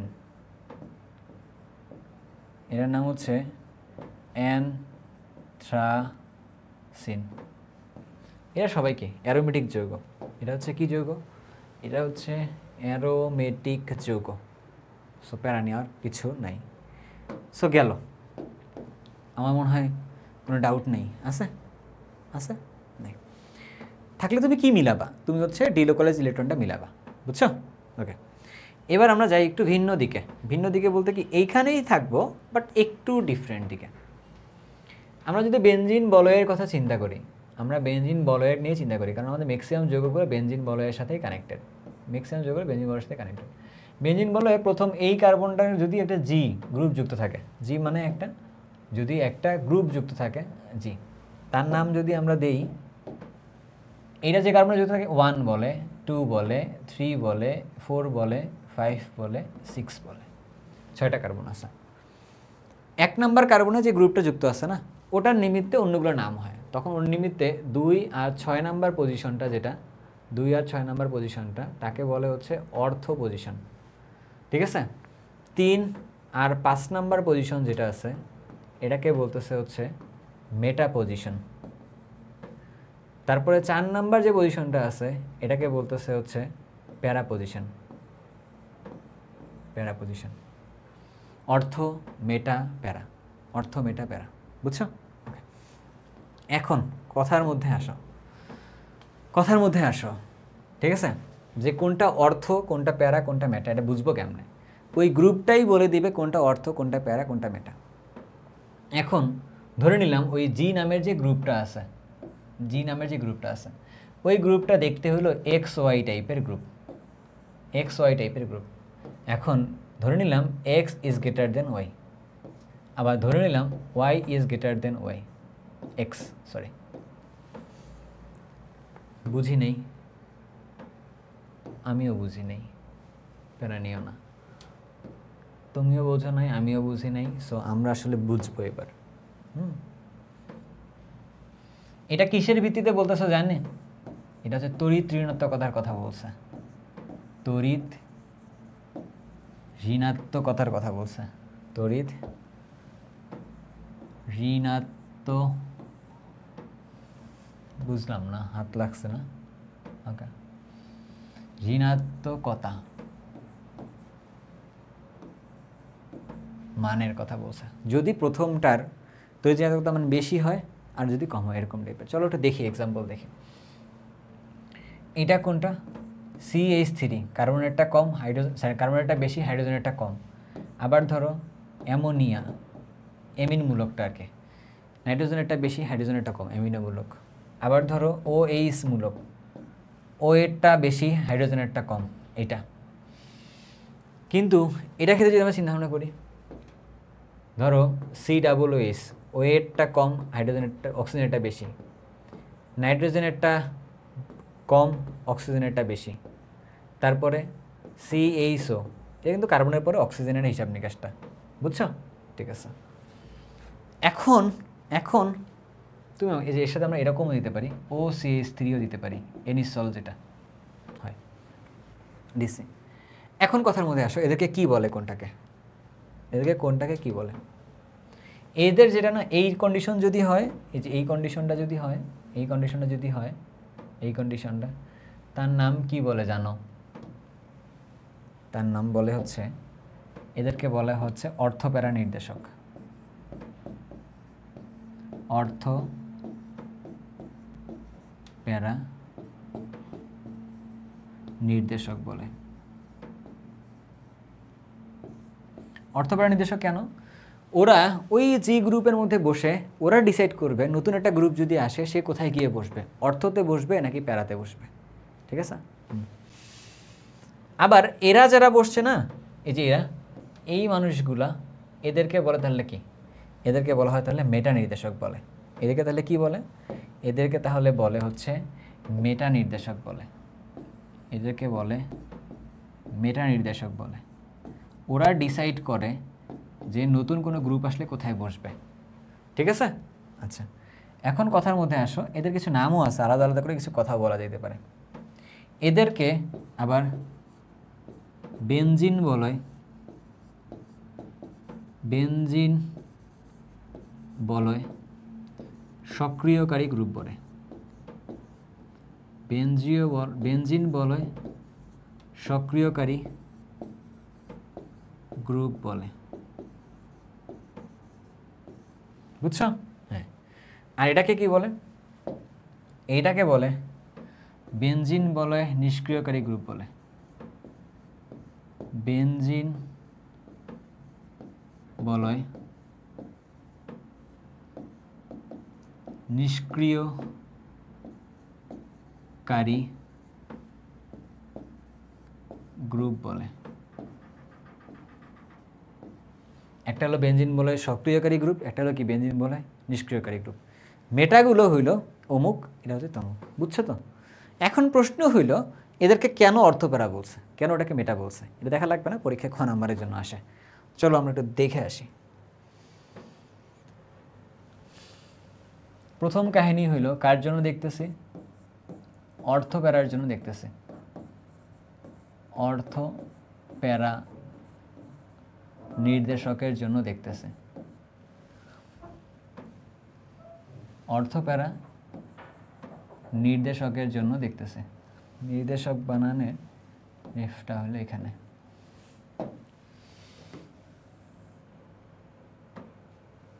কি হয়েছে? অনেকক্ষণ থেকে লিখতেছি তো এই জন্য ওর মাথা নষ্ট হয়ে গেছে। হ্যাঁ, অনেকক্ষণ থেকে লিখলে এরকমই হয়, প্যারা নাই, মাঝে মধ্যে এটা হয়। এখন আসো ঘটনার মধ্যে আসো। ধরো আমরা ডিসাইড করতেছি কি যে এই যে আমাদের একটা বেনজিন বলয় আছে হাতের কাছে, সুন্দর একটা বেনজিন বলয় অ্যাড করি, তাহলে পরবর্তীতে এটা শুধু কপি মারলেই হবে। সুন্দর হয় নাই, তাই না? এটা একটা বেনজিন নিচ্ছে, সেই বেনজিন জিনটা কপি মারছি সব জায়গায়। দাঁড়াও, এটাই আমরা কপি মারব। এরকম যখন তোমাকে করবে যে কোনটা সক্রিয়কারী কোনটা নিষ্ক্রিয়কারী গ্রুপ বলে, তখন তুমি এরকম 5টা গ্রুপ অ্যাড করবা। কয়টা গ্রুপ অ্যাড করবা? 5টা। তুমি এরকম 5টা নিবা, 5টা অ্যাড করে নির্দিষ্ট দূরত্বে গিয়ে গিয়ে সবাইকে রাখবা এরকম। তো তখন তুমি এখানে 5টা নিবা। আমরা কয়টা নিচ্ছি আপাতত? 3টা, তারপরে নিলাম এই যে 4টা, 5টা নিব আমরা। এই যে 5টা হয়েছে। ওকে, এখন ঘটনার মধ্যে আসো, তাহলে বুঝবো। এই গ্রুপের মধ্যে ধরো যে আমরা দিচ্ছি NH2, এটা যুক্ত আছে, এনের ওখানে মুক্তজোড় ইলেকট্রন আছে, এখানে বন্ধন আছে, এইগুলো বন্ধন আছে এখানে। তাহলে কি ঘটনাটা কি ঘটবে? এখানকার মুক্তজোড় ইলেকট্রন সে দিবে হচ্ছে এই বন্ধনে, ঠিক আছে? তাহলে এইটা ডাবল বন্ড হয়ে গেল, তাহলে 5টা হাত হয়ে গেছে। এইটা আবার তাহলে এইখানে দিবে এই কর্নারে, তাহলে এইটা হয়ে গেল এবার মাইনাস, এইখানে হইল ডাবল বন্ড, এটা হলো কি NH2+, বুঝছো? হ্যাঁ, আর বাকি যেগুলো সাদা সাদা যা ছিল, বাকি যা এখানে সাদা সাদা ছিল এগুলো আছে এখানে। আবার কি হবে? এই যে এইটা যাবে এখানে, এটা যাবে এখানে, এইটা যাবে হচ্ছে এই কর্নারে। তাহলে নতুন করে এখানে একটা লাল বন্ড তৈরি হইলো, এটা একটা মাইনাস তৈরি হয়েছে। আর এখানে সাদাটা যা ছিল তাই আছে। উপরের মধ্যে NH2+ আছে। এবার এই লালটা আবার গেছে এখানে বন্ড ক্রিয়েট করতে, এন্ড এইটা যাবে হচ্ছে এই মাথায়। তাহলে আমাদের কাছে এইটা হলো এবার মাইনাস চার্জযুক্ত, তাই না? মাইনাস চার্জযুক্ত। এবার এই মাথায় যাবে, কালারগুলোকে মেনটেন করি আমরা, এটা যাবে মাইনাস চার্জযুক্ত। এইখানে একটা বন্ড ছিল, এইখানে একটা বন্ড হইল, আর এইখানে ছিল ডাবল বন্ড NH2+। আবার কি হবে বলো? এখান থেকে এইখানে যাবে, আর ও এখানে গিয়ে ওই প্লাসটাকে আবার পূর্ণ করে দিবে। তাহলে কি হলো এখানে? NH2। তাহলে ঘটনা কি হয়েছে? আগে ছিল এই জায়গায় ছিল বন্ধনটা, এখন মুভ করতে করতে অন্য জায়গায় গেছে। তাহলে এই কাঠামো আর ওই কাঠামো কেমন? সেম, বাট চেঞ্জ হচ্ছে কোথায়? মাঝখানে এগুলোর মধ্যে। এই যে ঘুরে গেল না, আমরা কি বলছিলাম মনে আছে? যে তুমি তার জায়গা পরিবর্তন করছো কিন্তু রুমের স্টেবিলিটি চেঞ্জ হয় নাই, ওই ঘটনাকে বলা হয় রেজোনেন্স। এটাকে বলতেছে তাহলে রেজোনেন্স। রেজোনেন্সের চিহ্ন দিতে হয় এরকম, রেজোনেন্সের চিহ্ন দিতে হয় এরকম, রেজোনেন্সের চিহ্ন দিতে হয় এরকম করে দিতে হয়, ঠিক আছে? এরকম রেজোনেন্সের চিহ্ন ভাই আরও একটা জায়গায় দিয়ে আসছিলাম, আজকের লেকচারেই দিছি। হ্যাঁ, যাই আগে একটু এটা দেখাই, তারপরে পরে দেখাই আসি কোথায় দিয়ে আসছি। সো এইটার মধ্যে এটা 1 নাম্বার কাঠামো, এটা হচ্ছে 2 নাম্বার কাঠামো, এটা হচ্ছে 3 নাম্বার কাঠামো, এটা হচ্ছে 3 নাম্বার কাঠামো, এটা হইলো 4 নাম্বার কাঠামো, এটা হলো 5 নাম্বার কাঠামো। ওকে, এখন 1 আর 5 কেমন? সমান, 1 আর 5 কেমন সমান। কি ভিন্ন তাহলে আমাদের কাছে? এই 2 3 4 এটা ভিন্ন। এখানে দেখো তো এখান থেকে আসার কারণে কোথায় কোথায় ইলেকট্রন ঘনত্ব বাড়ছে, এই জায়গায় বাড়ছে, এই জায়গায় বাড়ছে, এই জায়গায় বাড়ছে। অর্থ আর প্যারা পজিশনের মধ্যে ইলেকট্রন ঘনত্ব বাড়ছে না? তো অর্থ এবং প্যারা পজিশনের মধ্যে ইলেকট্রন ঘনত্ব বাড়া মানে কি? এটা একটা অর্থ প্যারা নির্দেশক। তাহলে নতুন কোনো গ্রুপ আসলে কোথায় বসাবে সে? অর্থ এবং প্যারা পজিশনে বসাবে, কারণ অর্থ এবং প্যারা পজিশনে ইলেকট্রন ঘনত্ব কেমন থাকে? বেশি থাকে। যেহেতু এই গ্রুপগুলো যুক্ত থেকে অর্থ এবং প্যারা পজিশনে ইলেকট্রন ঘনত্ব বাড়ায়, এই জন্য এটা কি? অর্থ প্যারা নির্দেশক। আর বেনজিন বলয় যেহেতু ইলেকট্রন ঘনত্ব বাড়ছে, তার মানে এর নাম কি বলা হয়? বেনজিন বলয় সক্রিয়কারী গ্রুপ বলে আর কি। ব্যাপারটা কি ক্লিয়ার? ক্লিয়ার? আচ্ছা, লিখে কি লিখলাম ঘটনাগুলো বলে দিই, ঠিক আছে? NH2 গুছাই লিখে দিই, তুমি লিখে দিও পরীক্ষায়। NH2 যুক্ত থেকে বেনজিন বলয়ে অর্থ এবং প্যারা স্থানে ইলেকট্রন ঘনত্ব কি হয়? ইলেকট্রন ঘনত্ব বাড়ায়। ফলে নতুন কোনো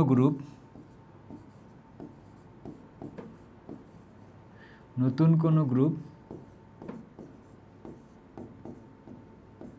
অর্থ এবং প্যারা পজিশনে বসে।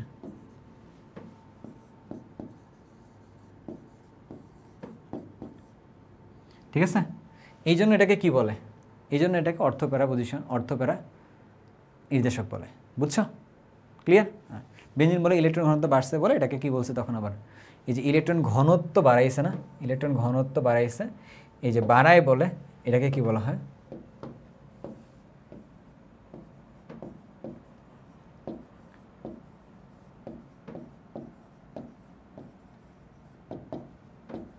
বেনজিন বলে সক্রিয়কারী গ্রুপ বলে। সক্রিয়কারী গ্রুপ বলে, বাড়াইছে বলে আর কি। বুঝছো? ঠিক আছে, ডান ডান ডান।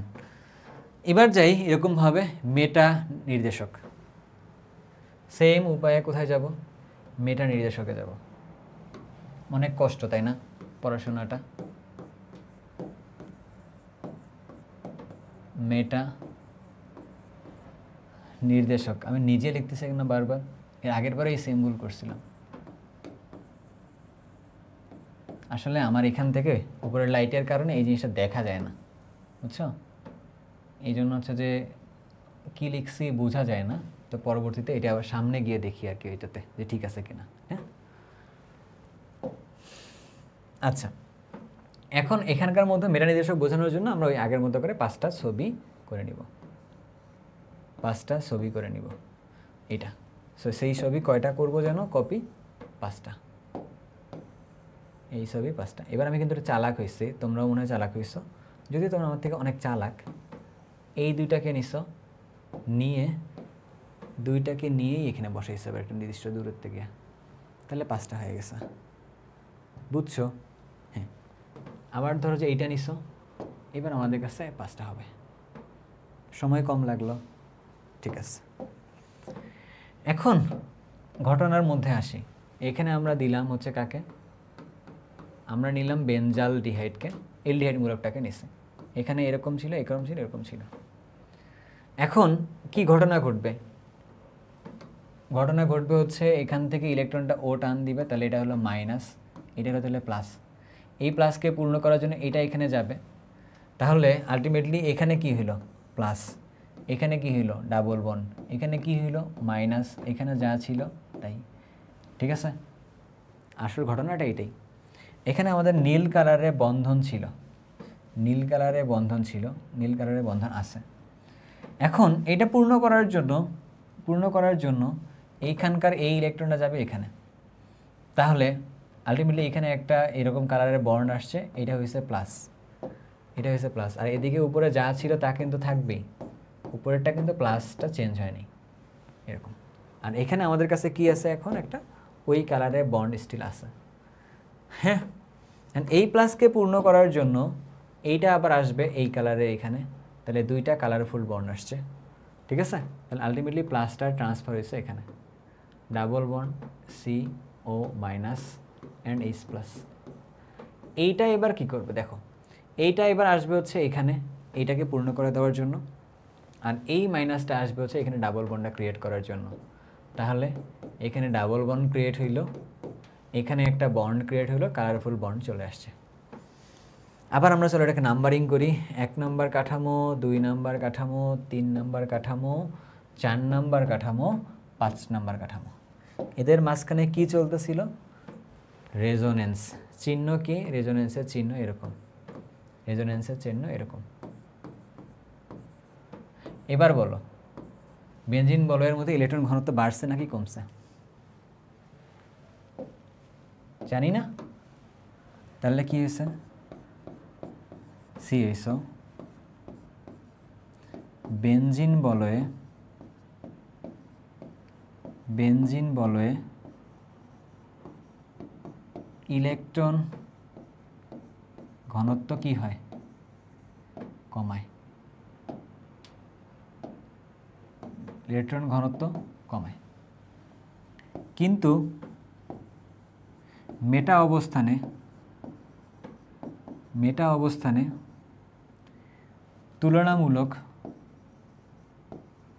তুলনামূলক বেশি ইলেকট্রন ঘনত্ব থাকে। খেয়াল করে দেখো তো থাকে কিনা। তাহলে ওইখানেই নতুন গ্রুপটা এসে যুক্ত হবে, যেখানে ইলেকট্রন ঘনত্ব বেশি সেখানেই নতুন গ্রুপ যুক্ত হবে। গ্রুপের কথা আসতে একটা কথা মনে পড়ে গেল, আমাদের একটা গ্রুপ আছে জানো তো, অক্সিকেম লার্নিং হাব নামে। তোমরা কি পারবা ওই গ্রুপে যুক্ত হইতে? এটা যুক্ত হয়ে যাইও, তোমরা নিজের একটু যুক্ত হইও, বন্ধুবান্ধব যারা আছে তাদেরকে সহ যুক্ত হইও আর কি। তাহলে গ্রুপের মেম্বার যদি বাড়ে তখন ভাইয়ের ভালো লাগলে একটা কাজ কী হয়, একটা উৎসাহ আসে নতুন কিছু দেওয়ার জন্য আর কি। ঠিক আছে, পার্টিসিপেশনটা থাকবে, যুক্ত হইও তোমরাও। ঠিক আছে, আচ্ছা। সো ইলেকট্রন ঘনত্ব কমাই ফেলছে না? কমাইলে তাহলে কী বলে তাকে? বেনজিন বলয়। কমাইছে যেহেতু, বেনজিন বলয় নিষ্ক্রিয়কারী গ্রুপ বলে। বেনজিন বলয়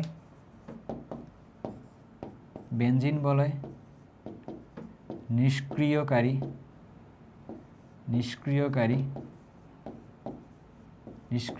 গ্রুপ বলে। আর মেটা পজিশনে যেহেতু বসায় নতুন করে কাউকে, কোন পজিশনে? মেটা অবস্থানে, এই জন্য মেটা নির্দেশক বলে। বুঝতে পারছি? সো ক্লিয়ার তোমার কাছে? আমার মনে হয় এর থেকে বেশি পড়ার দরকার নেই। আর মেটা নির্দেশকগুলো চার্টগুলো আমি যেহেতু দিয়ে ফেলছি, সো এইটা তোমার কাছে ডান হয়ে গেছে, সমস্যা কিছু হবে না, দেখবে তুমি সব পারতেছো। ঠিক আছে, এবার চলেন আমরা প্রশ্ন সলভের দিকে যাই, দেখি আমরা পারি কিনা। উদ্দীপকের এ যৌগের পলিমারকরণে উৎপন্ন যৌগটির অসম্পৃক্ততা বি যৌগের মতো নয় নাকি ব্যাখ্যা করো। দেখি একটু, এটা আমরা আগে করছিলাম মনে আছে? এ হইল কি? এ হইল ইথাইন, বি হইল কি? পলিমারকরণ, এ হইল ইথাইন, বি হইল হাইড্রোজেন যুক্ত করছে, এটা তৈরি হয়েছে, তাহলে এটার নাম কি? এটার নাম হইল ইথিন। আচ্ছা, তোমাদেরকে একটা কথা বলতে ভুলে দেখাতে চাইছিলাম, পরে মনে নেই জন্য দেখাইনি, যে রেজোনেন্স আরও কোথাও একটা ইউজ করছিলাম, চলো এটা দেখাই নিয়ে আসি। পরে আবার পোলাপান ভাববা যে হচ্ছে ভাইয়া দেখাইতে চাইলো, বাট ভাইয়া দেখাইলো না আর কি। এখানে হচ্ছে এখানে একটা এক্সট্রা পেজ বাকি পড়ে গেছে। আচ্ছা, এই পেজটা বাদ দিব না, সমস্যা নেই। তারপরে হলো কি, তোমাকে দেখাইতে চাইছি, দেখাই নিয়ে বুঝলো, হয়তো ভাইয়া মন খারাপ করছো, চলো দেখাই নিয়ে আসি। কোথায় যেন ছিল এটা? অ্যাসিডের মধ্যে ছিল, এই যে দেখছো, এই যে রেজোনেন্সের চিহ্ন দেখো, এই যে রেজোনেন্স চিহ্নটা ইউজ করছি আর কি। উভমুখী চিহ্নটা এভাবে দিতে হয়। ঠিক আছে, উভমুখী চিহ্ন দিও না কিন্তু রেজোনেন্সে, এটা যেন মাথায় থাকে, এটা যেন সবার মাথায় থাকে, এটা যেন সবারই মাথায় থাকে।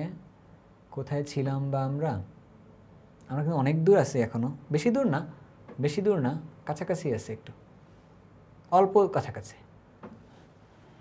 ঠিক আছে, সো এটা পলিমারকরণে উৎপন্ন বি যৌগের সম্পৃক্ততা। আচ্ছা, এ যৌগের পলিমারকরণে উৎপন্ন যৌগটির সম্পৃক্ততা বি যৌগের মতো নয় নাকি? আচ্ছা, এ যৌগটার থেকে আমরা কি করছি, এবার পলিমারকরণ করছি এই যৌগটাকে পলিমারকরণ করছো আয়রনের সাথে 450 ডিগ্রি সেলসিয়াস তাপমাত্রা দিছো, ঠিক আছে? দিলে এটা কি তৈরি হবে? বেনজিন তৈরি হবে। সো বেনজিন আর এই যে এইটা অ্যালকিন, এই দুটোর মধ্যে অসম্পৃক্ততা বলছে আর কি।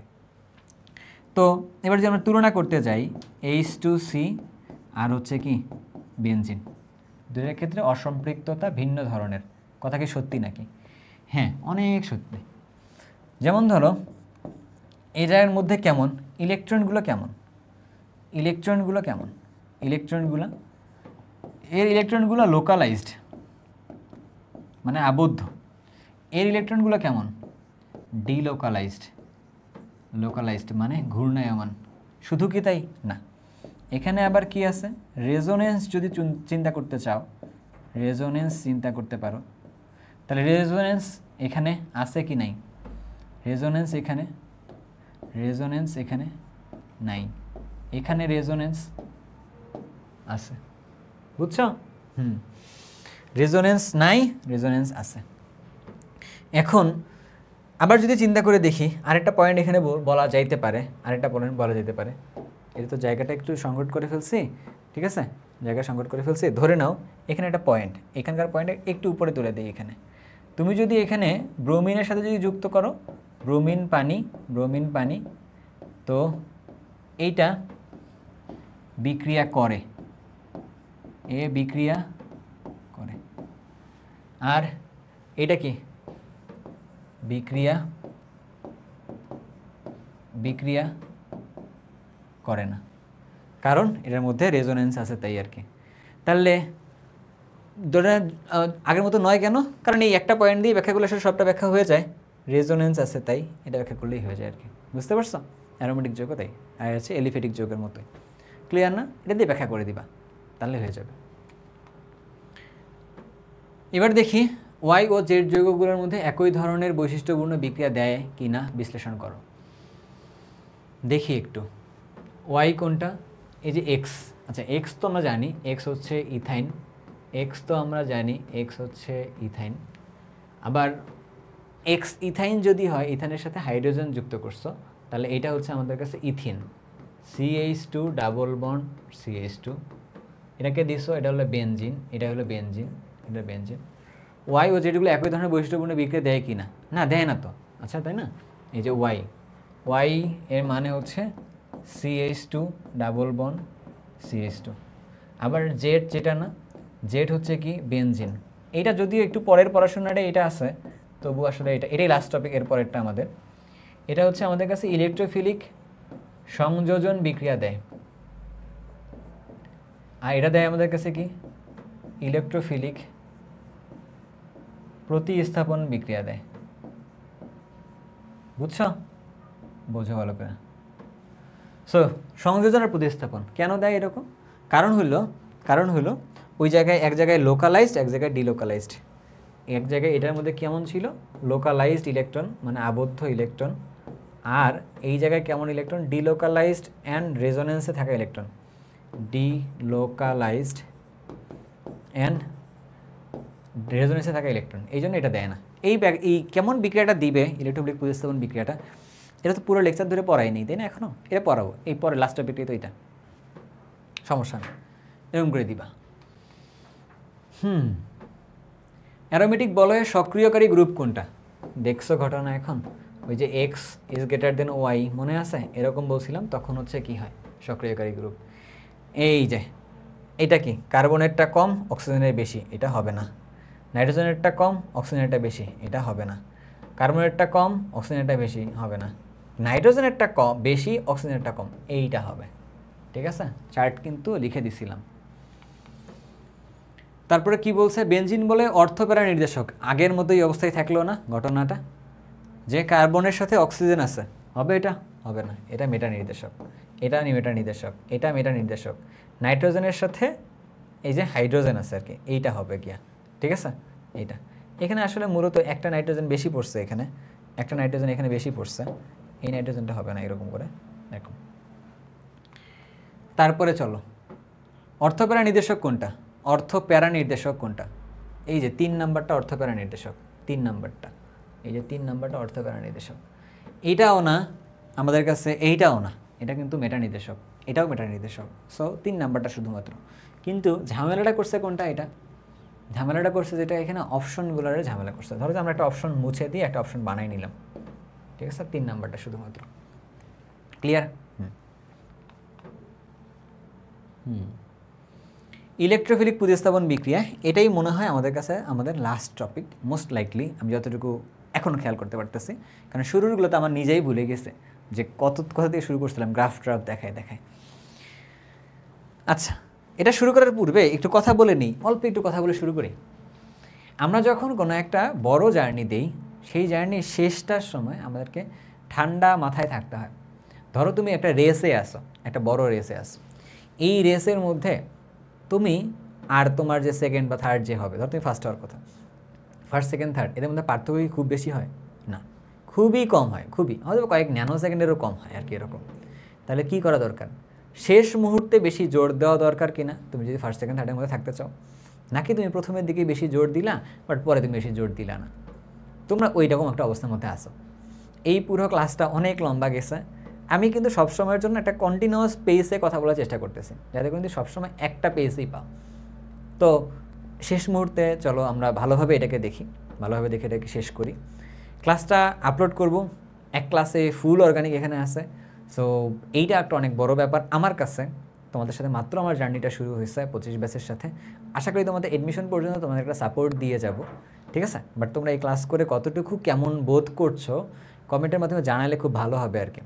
আরেকটা জিনিস জানলে খুব ভালো করবো, তোমরা যদি গ্রুপে এসে বলো তো আরও কেমন লাগছে বা না লাগছে, তাহলে আর ভালো লাগবে। কারণ সবসময়ের জন্য আমরা চাই নিজেদের কথাগুলো অন্য কারোর সামনে গিয়ে একটু বললে কেমন একটা ভালো ভালো ফিলিংস দেয়, বুঝতে পারছো? ওকে, আমি একটু রেস্ট নিয়ে নিলাম তোমাদের সাথে কথা বলতে বলতে। হ্যাঁ, ওকে, চলো। ইলেকট্রোফিলিক প্রতিস্থাপন বিক্রিয়া যেটা, এইটা আবার কি জিনিস?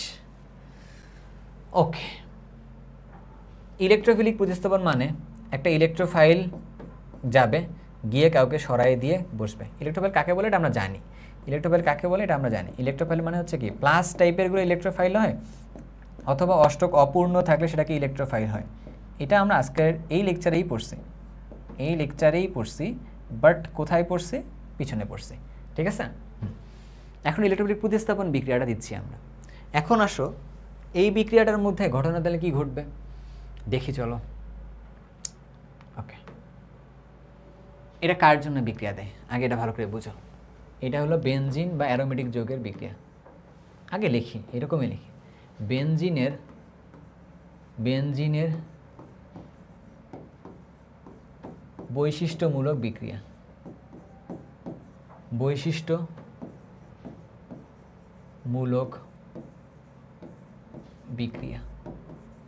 এটা হলো কি, বেনজিনের বৈশিষ্ট্যমূলক বিক্রিয়া। বুঝো ভালো করে, বেনজিনের বৈশিষ্ট্যমূলক বিক্রিয়া। ডান। তাহলে আগে আমরা জিনিসটাকে একটু দেখি, বুঝে নিই। ধরো এটা হলো আমাদের কাছে বেনজিন আছে, এটা হলো বেনজিন আছে, এর সাথে আমরা CH3 দিছি, Cl দিছি, এর সাথে আমরা অ্যালুমিনিয়াম ক্লোরাইড দিছি এবং সেটাকে ড্রাই অবস্থাতেই দিছি। এখানে প্রোডাক্ট তৈরি হবে। কি প্রোডাক্ট তৈরি হবে? এই যে বেনজিন যেটা আছে এর সাথে CH3 গিয়ে যুক্ত হবে। এটা হলো আমাদের কাছে প্রোডাক্টটা। পরীক্ষায় যেটা আসে যে এই বেনজিন যে বিক্রিয়াটা করলো এটার মেকানিজমটা সহকারে লিখো। আমরা কিন্তু বেশ কিছু মেকানিজম পড়ছি, যতগুলো মেকানিজম পড়ছি একটা অপ্রয়োজনীয় মেকানিজম পড়িনি, সবগুলোই প্রয়োজনীয় মেকানিজম পড়ছি। তোমাকে এগুলো সবগুলোই পারা লাগবে, বোঝা লাগবে এইচএসসি পরীক্ষায় যদি আমরা 200-তে 200 পাইতে চাই তো, ঠিক আছে। আচ্ছা, এখন আমাদের এটাতে মেকানিজমের দিকে যাওয়া লাগবে।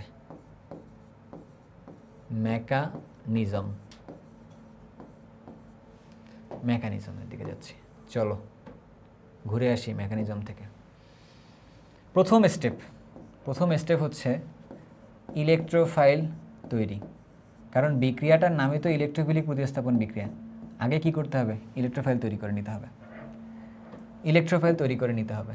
চলো দেখি কোত্থেকে তৈরি হয়েছে, এই বিকারক থেকে। CH3 Cl এর সাথে অ্যালুমিনিয়াম ক্লোরাইড, এটা যদি ড্রাই অবস্থায় যখন দিছে, ড্রাইতে দিছে, কেন দিছে, কারণ না দিলে এটা অ্যালকোহল তৈরি হতো তাই। CH3 তখন এখান থেকে প্লাস, এটার নাম কি, মিথাইল কার্বোক্যাটায়ন, পরে আসছো কিন্তু, AlCl4 মাইনাস, এই Cl মাইনাসটাকে AlCl3 নিয়ে নিছে, না নিলে কিন্তু হবে না এটা, হ্যাঁ এটাকে নিতে হবে। এটা হলো 1 নাম্বার গেল।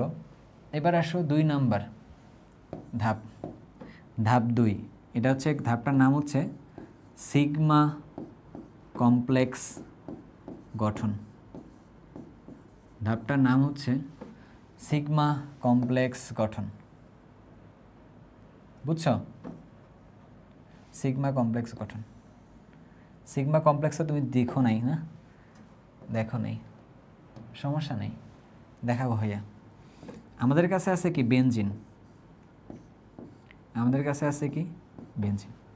বেনজিনের এখানে একটা হাইড্রোজেন আছে জানো তো, তার সাথে ওই যে CH3 প্লাসটা আসলো। আচ্ছা আগে বলো তো, CH3 প্লাসটাই কি ইলেকট্রোফাইল না? আমরা বলছিলাম প্লাস মানে ইলেকট্রোফাইল। আচ্ছা তাহলে এইটা, এই যে বেনজিনের এখানকার ইলেকট্রন যেটা আছে, এই ইলেকট্রন ওই প্লাসকে আকর্ষণ করছে গিয়ে, তাহলে নেওয়ার কারণে তাহলে কি হবে, নেওয়ার কারণে তাহলে কি হবে, নেওয়ার কারণে ওই বেনজিনের ওইখানে ইলেকট্রন ঘনত্ব কমছে কি কমে নেই, কমছে। তাহলে এই হাইড্রোজেনটা যেটা ছিল, ওই হাইড্রোজেন জায়গায় কে আসলো, CH3, ইলেকট্রন ঘনত্ব কমছে কি কমে নেই, কমছে, ইলেকট্রন ঘনত্ব কমছে। এরকমটা জিনিস দেখা যায় না? এই ব্যাপারটাকে বলা হচ্ছে সিগমা কমপ্লেক্স বলে, এই ব্যাপারটাকে বলে হলো সিগমা কমপ্লেক্স বলে। তাহলে এই গঠনের নাম কি, এই গঠনের নাম হইল sigma complex, sigma complex. Third স্টেপটা কি, থার্ড স্টেপটা কি, থার্ড স্টেপটা হচ্ছে হাইড্রোজেন অপসারণ। থার্ড স্টেপটা হচ্ছে হাইড্রোজেন অপসারণ, হাইড্রোজেন অপসারণ। ভালো করে জিনিসটা বুঝো, আমার কাছে ছিল কি এটা সিগমা কমপ্লেক্স, এইটাতে এই জায়গাটা হবে। আচ্ছা কষ্ট করে করাবো আর কি আমরা, এই জায়গাটা না হলে আমরা তো বিপদে পড়ে যাবো তাই না। এটা আসলে তোলা যাচ্ছে না এখান থেকে, বা আমি হয়তো তুলতে পারতেছি না, এরকম ঘটনা ঘটতে পারে, যার জন্য হতে পারে। ঠিক আছে, এই জায়গাটাকে তুলতে পারে, ওকে ঠিক আছে, বাদ দাও।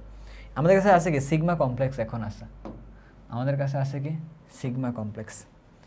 ভালো করে জিনিসটা বুঝি, সিগমা কমপ্লেক্স আমি একটু বসে বসে লিখি এই জায়গাটায়, হ্যাঁ ওকে।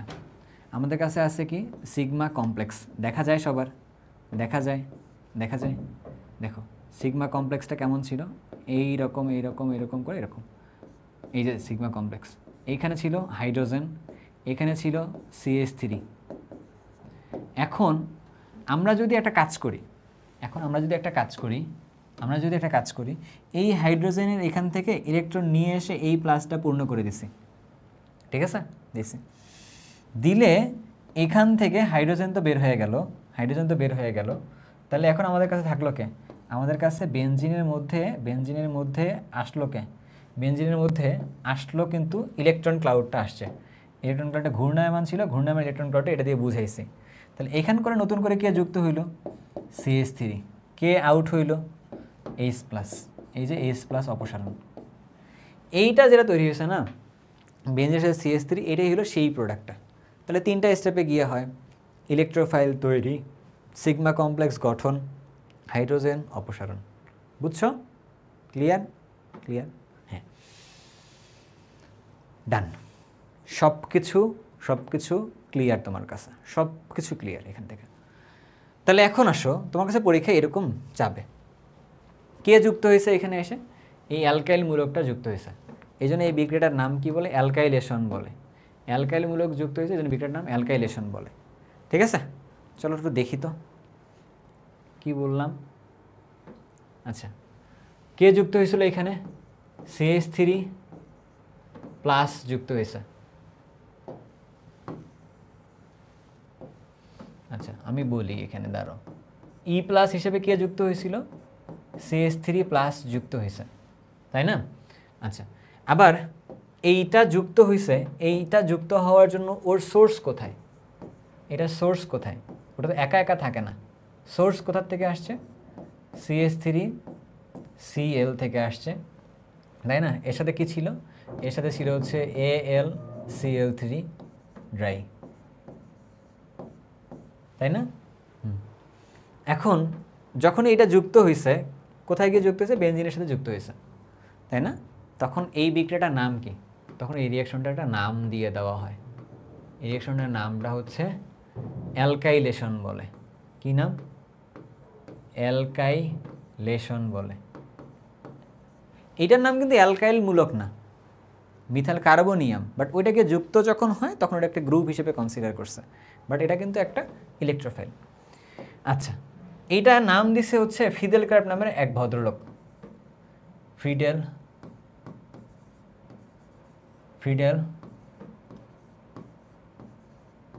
ক্রাফট নামে এক ভদ্রলোক, তাদের নাম কি বলা হয়, ফিদেল ক্রাফট অ্যালকাইলেশন বলে। আবার তুমি যদি ওইটা না করে তুমি যদি কি করো, তুমি যদি এই মূলকটা বসাও, তুমি যদি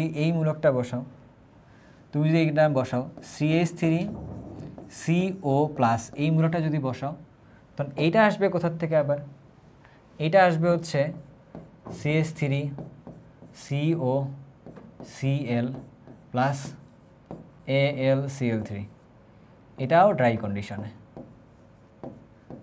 তখনও এই বিক্রিয়াটার নাম কি, ওই ভদ্রলোকে এই বিক্রিয়াটা বানাইছে ফিদেল ক্রাফট, এটার নাম এবার হবে হচ্ছে কি, অ্যাসাইলেশন হবে। এবার ওই বিক্রিয়াটার নাম কি হবে, অ্যাসাইলেশন, মানে অ্যাসাইল মূলকটা গিয়ে যুক্ত হবে, বুঝছো? হ্যাঁ। এবার আমরা যদি ওইটা যুক্ত না করে কি যুক্ত করতে চাই, যদি আমরা নাইট্রো মূলকটা যুক্ত করি, নাইট্রোনিয়াম আয়ন বলে এটাকে, তখন এইটার সোর্স কোথায়, এটা আসবে কোথার থেকে, এটা আসবে হচ্ছে নাইট্রিক অ্যাসিড এর সাথে সালফিউরিক অ্যাসিডের মিক্সার থেকে আসবে।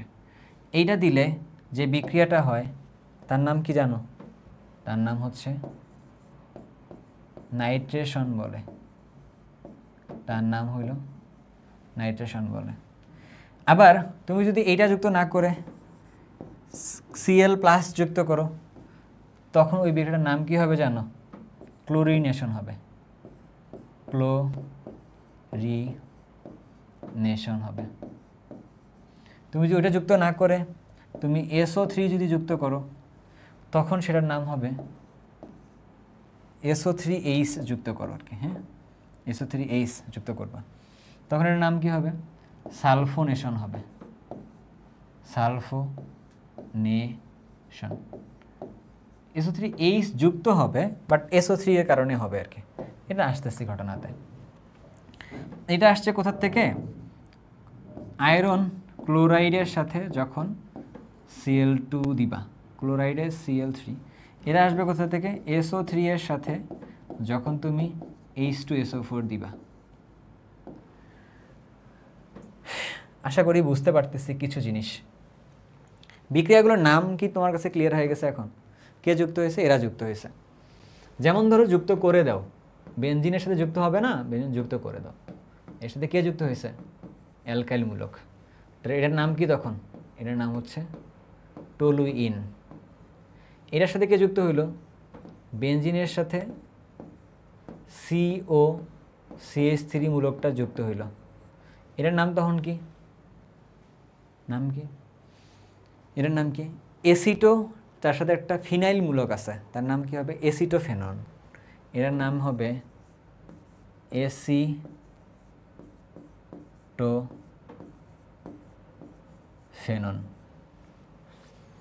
এইটা যেটা আছে না নাইট্রোনিয়াম আয়ন, এইটা যখন যুক্ত হবে তখন ওটার নাম কি হবে, নাইট্রোবেনজিন। এইটা যখন যুক্ত হবে তখন তার নাম কি হবে, ক্লোরোবেনজিন। এইটা যখন যুক্ত হবে তখন তার নাম হবে কি, সালফোনিক অ্যাসিড। একটা জায়গায় H3OH যুক্ত হবে। বুঝছো নাকি বুঝো নাই, বুঝছো না? হ্যাঁ। তাহলে আমরা এখানে একটা কাজ করছি কি, আমরা ফুল বিক্রিয়াগুলো না লিখে লিখে তোমাকে কিভাবে সব কিছু তুমি পারবা এটা বুঝাই দিচ্ছে, দেখছো? এখন ঘটনার মধ্যে আসবা, যদি তোমাকে বলে ফিদারক্রাফট অ্যালকাইলেশন লেখো, তখন তুমি কি করবা? তখন তুমি এই আগের পেজে যাবা। সবগুলোর জন্য প্রথম ধাপটা করে ইম্পর্টেন্ট না? প্রথম ধাপটা, বাকি সবগুলোর জন্য তো সেকেন্ড আর থার্ড ধাপটা তো সমানই। ধরো তুমি এই পেজটাই নিবা, নিয়ে কি করবা? লিখবা নাইট্রেশন বিক্রিয়া চাইছে, তো তুমি এখানে নাইট্রেশন বিক্রিয়ার সালফিউরিক অ্যাসিড, নাইট্রিক অ্যাসিড লিখে নাইট্রোনিয়াম আয়নটা এখানে লিখবা, শেষ। সিগমা কমপ্লেক্সের মধ্যে নাইট্রোনিয়াম আয়ন এখানে দিবা, এখানে যা যা আছে তাই এখানে আসবে। হাইড্রোজেন তো হাইড্রোজেনই থাকবে, এটা এরকমই থাকবে। এই জায়গায় শুধু নাইট্রোমূলকটা বসবে, দেন এখান থেকে এটাই আসবে। সবগুলো কেমন লিখতে হবে ব্যাপারটা ক্লিয়ার না? এই জন্য ভাইয়া করছে কি, তোমাকে একটা চার্ট লিখে দিচ্ছে এখানে, যে চার্টটা দিয়ে তুমি কি করতে পারবা, যে চার্টটা দিয়ে তুমি হচ্ছে যে সব কিছু ব্যাখ্যা করতে পারবা। সো এরকম করে দিয়ে আমি বলবো একটু মেকানিজম অংশটা প্র্যাকটিস করো।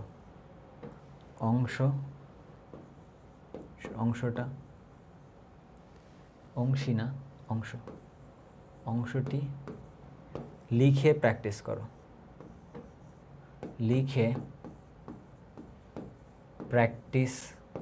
করো, ঠিক আছে? এইটা তোমার বড় করে হোমওয়ার্ক, ঠিক আছে? আর যদি তুমি পরীক্ষার আগের দিন দেখো ভিডিওটা, তো তোমার কাছে কাজ হবে কি, জাস্ট দেখে যাও, এটাকে মাথায় নিয়ে গিয়ে করে দিবা, ঠিক আছে? এরকম। এবার কি হইল, আমরা তো দেখছি। এখন আমরা একটা কাজ করি, আমরা একটা বেনজিন নিই, এবং বিক্রিয়াগুলো লিখি। শুধু বিক্রিয়াগুলো লিখি, মেকানিজম আর লিখতেছি না। বিক্রিয়াগুলো লিখি, মেকানিজম আর লিখবো না। বেনজিন নিব, আচ্ছা এইটার জায়গায় বেনজিনটা আমি একটু সরাই দিই এইদিকে, তাহলে আমার জন্য একটু বেটার হবে। কেন? একটা পেজে বহুত কিছু লেখা যাবে, বেনজিন আর্ট করাটা মাঝে মধ্যে ঝামেলা হয়ে দাঁড়ায়, তোমাদেরও এরকম হয় কিনা আমি জানি না। আচ্ছা, তো বেনজিন থেকে আমি এইটা তৈরি করতে চাই, তোমরা আমাকে তৈরি করে বইলো যে এটা কীভাবে তৈরি করা যায়, এটা ঠিক আছে? আবার বেনজিন থেকে আমি এটা তৈরি করতে চাই, এই যে এটা তৈরি করতে চাই। বেনজিন থেকে আমি এখানে সিএল তৈরি করতে চাই, সিএল দিতে চাই। বেনজিন থেকে আমি হচ্ছে এখানে সিও সাথে এআর দিতে চাই, ঠিক আছে? এরকম করতে চাই। কীভাবে করতে পারি তোমরা আমাকে জানাইও, ঠিক আছে? তোমরা এগুলো আমাকে জানাইও, তোমরা তো অনেক বুঝলা, এখন তোমরা আমাকে জানাবা। এইটা সালফোনিক অ্যাসিড বানাইতে চাই, কি করতে হবে তোমাকে জানাইও, ঠিক আছে? এইটা সেম আগের জিনিসগুলো শুধুমাত্র রিক্যাপ করে দিচ্ছি, আর কিছু না।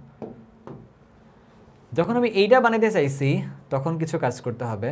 যখন এইটা বানাইতে যাচ্ছি, ওকে সরি,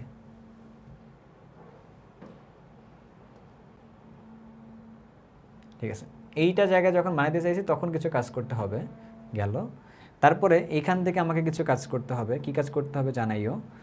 এখান থেকে আমি এইখানে যখন আসবো তখন কিছু কাজ করতে হবে, এটা জানাইতে পারো আমার কাছে। এখান থেকে এইখানে আসতে হবে, যখন কাজ করতে হবে জানাবা। এখানে আসবে, কাজ করতে হবে জানাবা। কি জানাবা? জানার তো উপায় নেই, তাই না? বাট জেনে তো বসেই আছে সব কিছু। এখানের মধ্যে কি দিবা? ASO3 এর সাথে সালফিউরিক অ্যাসিড দিবা। এখানে কি দিবা? CH3Cl এর সাথে অ্যালুমিনিয়াম ক্লোরাইড দিবা, ড্রাই দিবা। নামগুলো কিন্তু আগেই বলে দিয়ে আসছি। এখানে কি দিবা? নাইট্রিক অ্যাসিডের সাথে সালফিউরিক অ্যাসিড দিবা। এখানে কি দিবা? ক্লোরিনের সাথে FeCl3 দিবা। এটার মধ্যে কি দিবা বলো তো? এটার মধ্যে দিবা ArCOCl,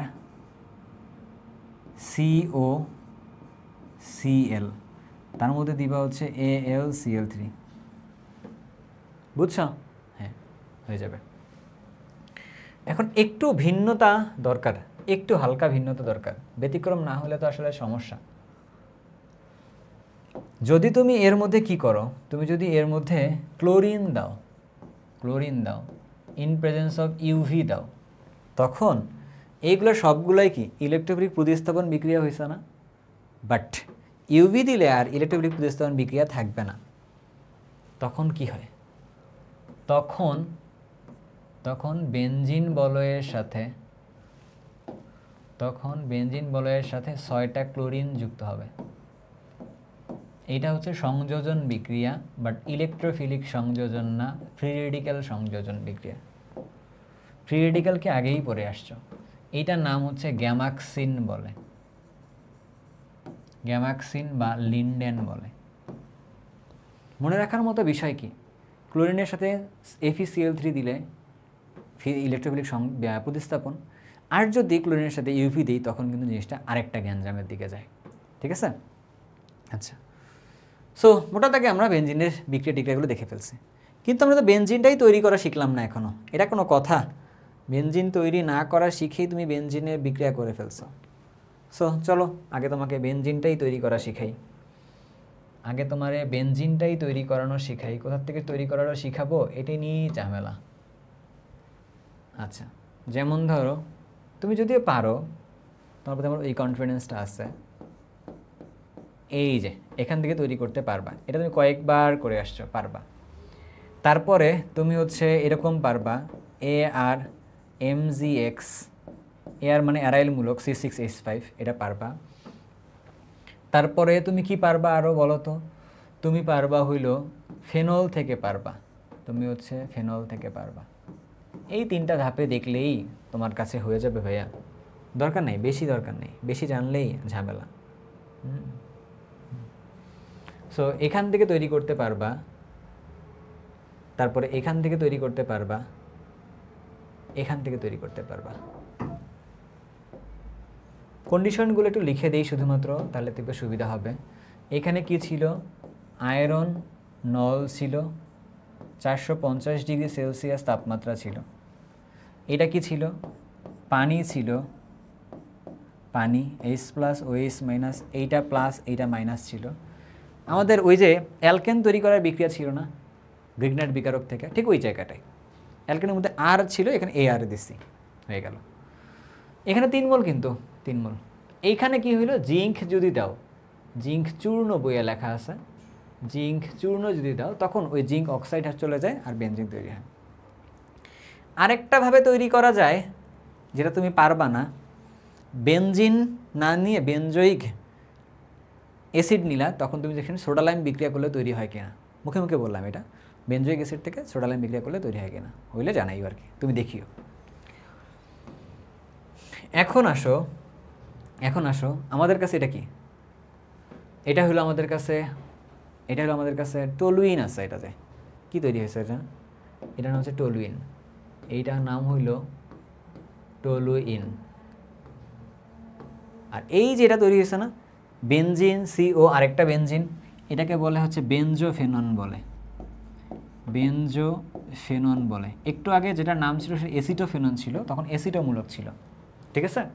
ওকে, টলুইনেরও কিছু বিক্রিয়া হয়, এখান থেকে টলুইনের বিক্রিয়াগুলো লিখে দিই।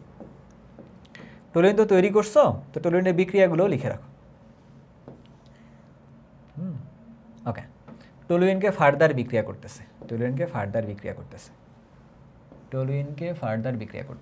চলো দেখি কি করা যায়, যতক্ষণ আসি আর কি।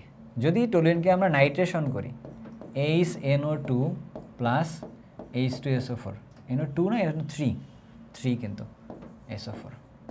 নাইট্রেশন মানে কোন মূলক যুক্ত হবে? নাইট্রোমূলক যুক্ত হবে। তো 30 ডিগ্রি সেলসিয়াস তাপমাত্রায় দিলে একটা যুক্ত হবে, তারপরে আরও দিলে আরও যুক্ত হবে। 110 ডিগ্রি সেলসিয়াস তাপমাত্রায় যদি দেই, একটু বই থেকে তাপমাত্রা কারেক্ট করতে পারো, কিছু বই 100 বলা আছে, 110 বলা আছে, এরকম। সো এই তাপমাত্রা দিলে নাইট্রোমূলক প্রবেশ করবে। কোথায় প্রবেশ করবে? অর্থ আর প্যারা পজিশনে। কেন? CH3 একটা কি অর্থ প্যারা নির্দেশক, তাই। তাহলে আমরা একটা কাজ করি, আমাদের কাছে টলুইন আছে, এই যে টলুইন, সেখানকার মধ্যে টলুইনটা আগে বসাই দিলাম এখানে, দিয়ে এই যে অর্থ পজিশনে এখানে একটা নাইট্রো, এখানে একটা নাইট্রো, এখানে একটা নাইট্রো, তাহলে কয়টা নাইট্রো হইল? 3টা নাইট্রো হয়েছে। তাহলে ট্রাই নাইট্রো টলুইন। এটাকে ছোট করে কি বলা যায়? টলুইন। ছোট করে কি বলা যায়? টিএনটি। এইটার নামই সেই তোমার পরিচিত টিএনটি, মিলিটারি গ্রেড টিএনটি। মানে কি করা হয়, কোনো কিছু ছোটো করে বোম ব্লাস্ট করানোর জন্য ইউজ করা হয় আর কি। এটাকে বোম ব্লাস্ট করলে কার্বন মনোঅক্সাইড আর কার্বন নাইট্রোজেন গ্যাস তৈরি হয়, যেখানে প্রচুর পরিমাণে হিট জেনারেট হয় আর কি, এরকম। এখন তুমি যদি পরবর্তীতে এটা না করে তুমি যদি বলো যে ভাই এটা করবো না, আমি এর মধ্যে আসলে ক্লোরিন দিব, তার সাথে হচ্ছে FeCl3 দিব, হবে না যে এমনটা না, এইটা আসবে, এসে তখন আবার অর্থ প্যারা পজিশনে বসবে। ধরো তোমরা ভেঙে করে একবারে সবগুলো না দিয়ে ভাবতেছ যে ভাই একটা করে প্রবেশ করবে, তখন একবার যাবে অর্থতে, একবার যাবে হচ্ছে প্যারাতে। তাহলে একটা অর্থ প্রোডাক্ট, একটা প্যারা প্রোডাক্ট, একটা অর্থ প্রোডাক্ট, একটা প্যারা প্রোডাক্ট। এইটা হচ্ছে অর্থক্লোরোটলুইন, এটা হচ্ছে প্যারাক্লোরোটলুইন। বুঝছো? এখানেও কি ব্যতিক্রম আছে? ছোট্ট একটু ব্যতিক্রম আছে। ক্লোরিন দাও, তার সাথে ইউভি দাও। এই টলুইনের মধ্যে 2টা অংশ, খেয়াল করছো? এইটা হলো একটা অ্যারোমেটিক অংশ, এইটা হলো একটা এলিফেটিক অংশ। যখন ক্লোরিনের সাথে ইউভি দিবা তখন আমাদের কাছে ঝামেলা ক্রিয়েট হবে। অ্যারোমেটিক অংশটা ঠিকঠাক থাকবে আর CCl3 তৈরি হবে। কেন? ওই যে হাইড্রোজেনগুলো চলে গেছে। তাহলে টলুইনে কী কী আছে? অ্যারোমেটিক অংশ আছে, এলিফেটিক অংশ আছে, দুটোই অংশই আছে। সো মোটা থেকে আমরা সবগুলো বিক্রিয়া সবগুলো বিক্রিয়া টানছি আর কি। হ্যাঁ, গেল। এখান থেকে আরও কিছু কাজবাজ করা যায়, বাট আমরা দেখি পরে একটা পেজ থাকলে করবো, না হলে করবো না আর কি। ঠিক আছে, পরে একটা পেজ থাকলে কিন্তু করবো, পরে একটা পেজ নাই। হ্যাঁ, দরকার নেই, পেজ না থাকলে দরকার নেই। আমাদের এখান থেকে আরও এক্সট্রা অনেক পড়াশোনা করা যায়, বাট করবো বলো তো? আচ্ছা করি, যাও একটা অল্প একটু করি। আমরা না পড়লে মন খুসখুস করতেছে, একটা ছোট্ট জিনিস এর জন্য মন খুসখুস করতেছে, একটু ছোট জিনিসের জন্য মন খুসখুস করতেছে, না পড়লে খুবই খারাপ লাগতো আর কি। তাই CH3 আছে, এইটাকে যদি আমরা জারণ করি, পটাশিয়াম পারম্যাঙ্গানেট দিয়ে জারণ করতেছে, তখন জারণ করা মানে কি? এখান থেকে একটা অ্যাসিড তৈরি হবে, অ্যাসিড তৈরি করছি, সমস্যা নাই। এর মধ্যে যদি সোডিয়াম হাইড্রোক্সাইড দেই, ক্যালসিয়াম অক্সাইড দিই, তখন মুখে মুখে যেটা বললাম সোডা লাইম বিক্রিয়া হবে। সোডা লাইম বিক্রিয়া থেকে কি তৈরি হবে? তখন বেনজিন তৈরি হবে। তাহলে তুমি বেনজিন প্রস্তুতিটা শিখে ফেললা। বুঝছো কথাটা? আবার এই বেনজিন সাথে তুমি যদি কি করো, তুমি যদি CH3Cl প্লাস AlCl3 দাও ড্রাই অবস্থাতে, তখন ফিদেলক্রাফট অ্যালকাইলেশনের মাধ্যমে আবার তৈরি করতে পারে এটা। তাহলে বেনজিন থেকে টলুইন, টলুইন থেকে বেনজিন তৈরি করা শিখে ফেললা। ঠিক আছে? আচ্ছা, তোমাকে যদি বলে এই উপায়ে না, তুমি অন্য উপায়ে বেনজিন তৈরি করো, টলুইন তৈরি করতে পারবা কিনা দেখো তো। ধরো তোমার কাছে দিয়েছে এইটা, কি করলো তোমাকে, দেখি পারো কিনা। পারা উচিত কিন্তু তোমাকে কিন্তু অনেক কিছু শেখাইছি না এই সিরিজটাতে। এখানে তুমি যদি এটা দাও তখন কি হতে পারে? জিঙ্ক অ্যামালগাম প্লাস গাঢ় HCl, জিঙ্ক অ্যামালগাম প্লাস গাঢ় HCl দিলে এইটা CO মূলকটা CH2 মূলকে পরিণত হবে, এটা তৈরি করতে পারবা। বুঝছো? পারবা। এটাতে তুমি আরও একভাবে এটাকে তৈরি করতে পারবা। কিভাবে সেটা? তুমি যদি এখানে CH2COOH যদি দাও, তখন তুমি আবার কি করলা? এখানে তুমি আবার এখানেও সেই সোডা লাইম বিক্রিয়াটা করলা, তখন কি হবে? এই যে আবার এই সি ডাবলও কমে গিয়ে CH3 তৈরি করবে। বুঝছো, অনেকগুলো উপায় কিন্তু তৈরি করে ফেলছে। আমাদের এতটুকু হওয়ার কারণে মনে একটা শান্তি শান্তি ভাব আসছে, ঠিক আছে, নাহলে শান্তি শান্তি ভাবটা আসলে থাকতো না এরকম।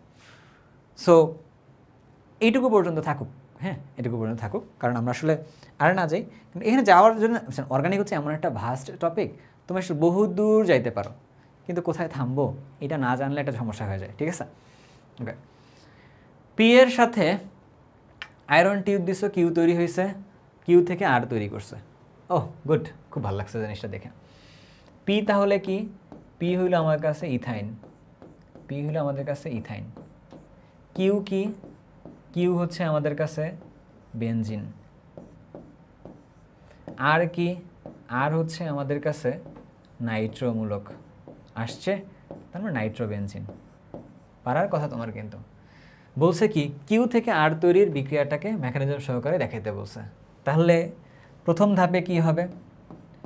প্রথম ধাপে কি হবে? নাইট্রো এর সাথে মানে নাইট্রিক অ্যাসিডের সাথে সালফিউরিক অ্যাসিডের বিক্রিয়া দিবা, তখন কি হবে? নাইট্রোমূলকটা তৈরি হবে।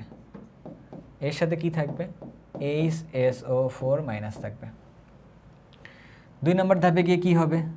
আমি আর ধাপগুলোর নাম লিখলাম না, লেখা আছে তো তাই লিখলাম না। এর সাথে গিয়ে নাইট্রোমূলক বসবে, বসলে কি তৈরি করবে? সিগমা কমপ্লেক্স তৈরি করবে। সিগমা কমপ্লেক্স তৈরি করার সময় এক হাতে হাইড্রোজেন থাকবে, এক হাতে নাইট্রোমূলকটা থাকবে, এখানে মাঝখানে একটা প্লাস দিলা। সেইটা যেটা ছিল সিগমা কমপ্লেক্স, সেই সিগমা কমপ্লেক্স এক হাতে হাইড্রোজেন, এক হাতে এক হাতে নাইট্রোমূলক। সো এখান থেকে কি হবে? হাইড্রোজেনটা চলে যাবে ওইখানে গিয়ে পরবর্তীতে নাইট্রোমূলকটা বসবে আর H প্লাসটা বের হয়ে যাবে। 1 নাম্বার ধাপ, 2 নাম্বার ধাপ, 3 নাম্বার ধাপ। এই ছিল তোমার কাছে যে এই কিউ থেকে আর তৈরির মেকানিজমটা। এটা ভাইয়া না করে আসছি, স্টেপগুলো সুন্দর সুন্দর করে লিখে লিখে এটা করবা সেখান থেকে, হ্যাঁ। ওকে, কার্বলিক অ্যাসিড পি, পি হচ্ছে কার্বলিক অ্যাসিড। কার্বলিক অ্যাসিড কোনটা? Phenol, AROH, phenol, phenol. এর সাথে জিঙ্ক দিছে, কিউ তৈরি হয়েছে, তাহলে কিউ হচ্ছে বেনজিন। বেনজিনের সাথে ক্লোরিন দিছে, FeCl3 ছিল, দেখছো আমরা ইউভি বলছি, ইউভি থাকে কিন্তু প্রবলেম হইতো, তাহলে ক্লোরিন, তাহলে ক্লোরোবেনজিন গেল। হ্যাঁ, উদ্দীপকের কিউ থেকে আর তৈরির ক্রিয়াকৌশল। আচ্ছা, এই ক্রিয়াকৌশল তোমার জানা হয়ে গেল মনে হয়, যে বেনজিন থেকে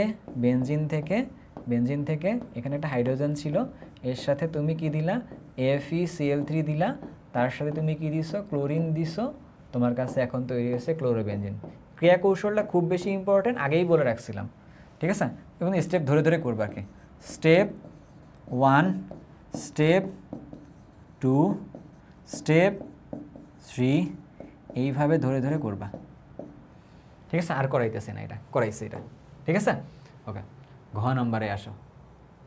উদ্দীপকের কিউ ও আর যৌগদের মধ্যে কোনটির নাইট্রেশন সহজে ঘটবে? কোনটার মধ্যে ঘটবে? বেনজিন আছে, আর কি আছে? বেনজিন আছে, আর হচ্ছে এটা। নাইট্রেশন মানে কি? এটার মধ্যেও নাইট্রোমূলকটা এসে বসবে, বুঝো। এখান থেকে বেনজিনের মধ্যে ইলেকট্রন ঘনত্ব যা আছে তা আছে। ক্লোরিন এখানে থাকার কারণে কি? সে ইলেকট্রন নিজের দিকে টানতেছে না? তাহলে এই জায়গার মধ্যে কি? এইটার মধ্যে প্লাস চার্জের পরিমাণটা কেমন? এটার মধ্যে ইলেকট্রন ঘনত্ব তুলনামূলক কম। এখানে ইলেকট্রন ঘনত্ব আগের তুলনায় বেশি। তাহলে তখন কি হবে? যেখানে ইলেকট্রন ঘনত্ব বেশি থাকবে সেখানেই তো এটা এসে যুক্ত হবে। তাহলে সেটা কোথায় এসে আগে যুক্ত হবে? বেনজিনে তুলনামূলক সহজে নাইট্রেশন বিক্রিয়াটা ঘটবে। কার তুলনায়? ওর তুলনায় আর কি, বুঝছো? ঠিক আছে। তারপরে কি বলছে? ক্রিয়াকৌশল সহকারে উদ্দীপকের বি যৌগের প্রস্তুতি লিখো। আচ্ছা, এই যে আবার একই ঘটনা বারবার। এ কি আমাদের কাছে? এ হইল বেনজিন, বি কি আমাদের কাছে?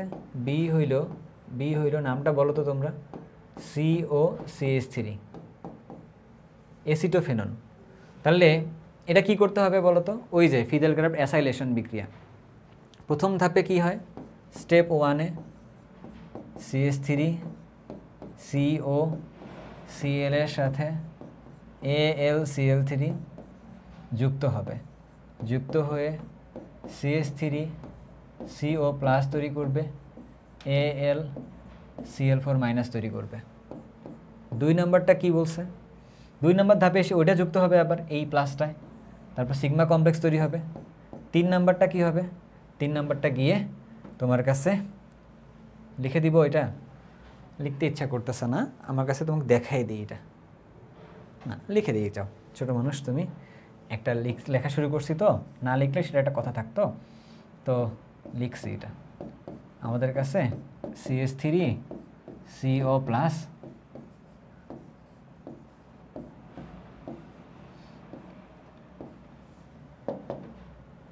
এখানকার মধ্যে এই যে এরকম করে দিলাম, তাহলে এখানকার মধ্যে একটা হাতে হাইড্রোজেন আছে, একটা হাতে বসতেছে হচ্ছে CO CH3 বসতেছে, ঠিক আছে? এটা হচ্ছে সিগমা কমপ্লেক্স। তারপরে কি হইলো, ওই সেই সিগমা কমপ্লেক্সটা এখানে আছে, এখানে হাইড্রোজেন, এখানে CO, এখানে CH3। এখান থেকে কি হবে, এখান থেকে এখানে এসে শুধু CO CH3টা বসবে, এটার নামে বেঞ্জোফেনন। এই ছিল হচ্ছে ক্রিয়া কৌশলগুলো। এটা স্টেপ 1, এটা হচ্ছে স্টেপ 2, এটা হচ্ছে স্টেপ 3। ইলেকট্রোফাইল তৈরি, সিগমা কমপ্লেক্স গঠন, হাইড্রোজেন অপসারণ, এটা হচ্ছে A থেকে B তৈরির, ঠিক আছে, ক্রিয়া কৌশল। বুঝছো? ওকে,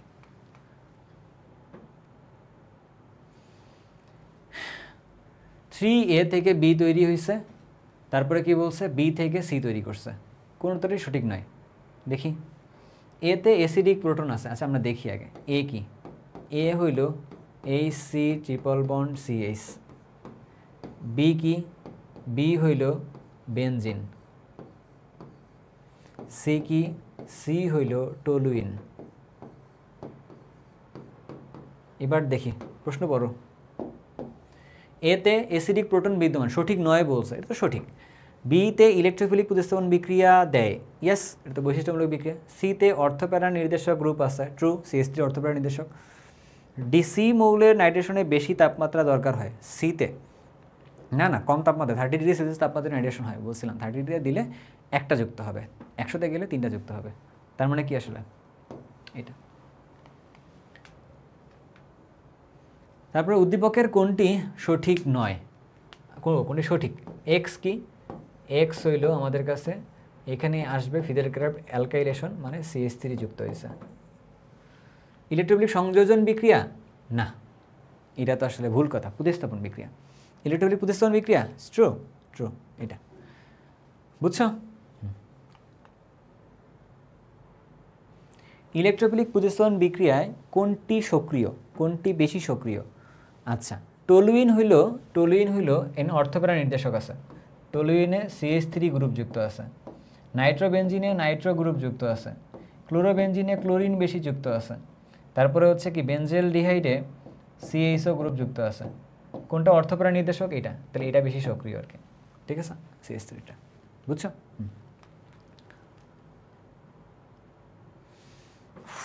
ওকে, ফাইনালি আমরা যা যা পড়তে চাইছিলাম অর্গানিক থেকে পড়তে পারছি।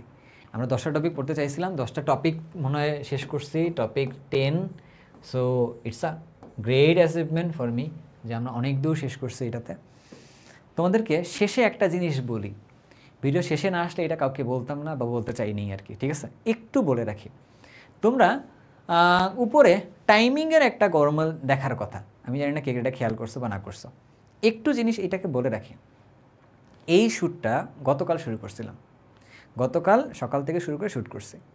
গতকাল দুপুরে এসে কি হয়েছিল এটাতে, যে 2টার থেকে মনে হয় 2টার পরে তোমাদের টপিক এলডেড কিটনের আগে, এটা এই জায়গাটা থেকে তখন আমি শ্যুট শুরু করছি, শ্যুট আমি শেষ করছি, এইটা আমি শেষ করছি, এই পর্যন্ত আমি আসছি, এটাতে আসছি। এসে পরে সবগুলো কথাবার্তাও বলছি, বলার পরে ঝামেলাটা কী হয়েছে জানো? আমি না রেকর্ডিং দিইনি। 3টা ঘন্টা আমি কাজ করছি, আমি ক্লাস নিছি, বাট আমি রেকর্ডিং দিইনি। আমার অবস্থা খুবই খারাপ লাগছে। সো এটা আসলে দোষ কারোরই না, দোষ আমারও না।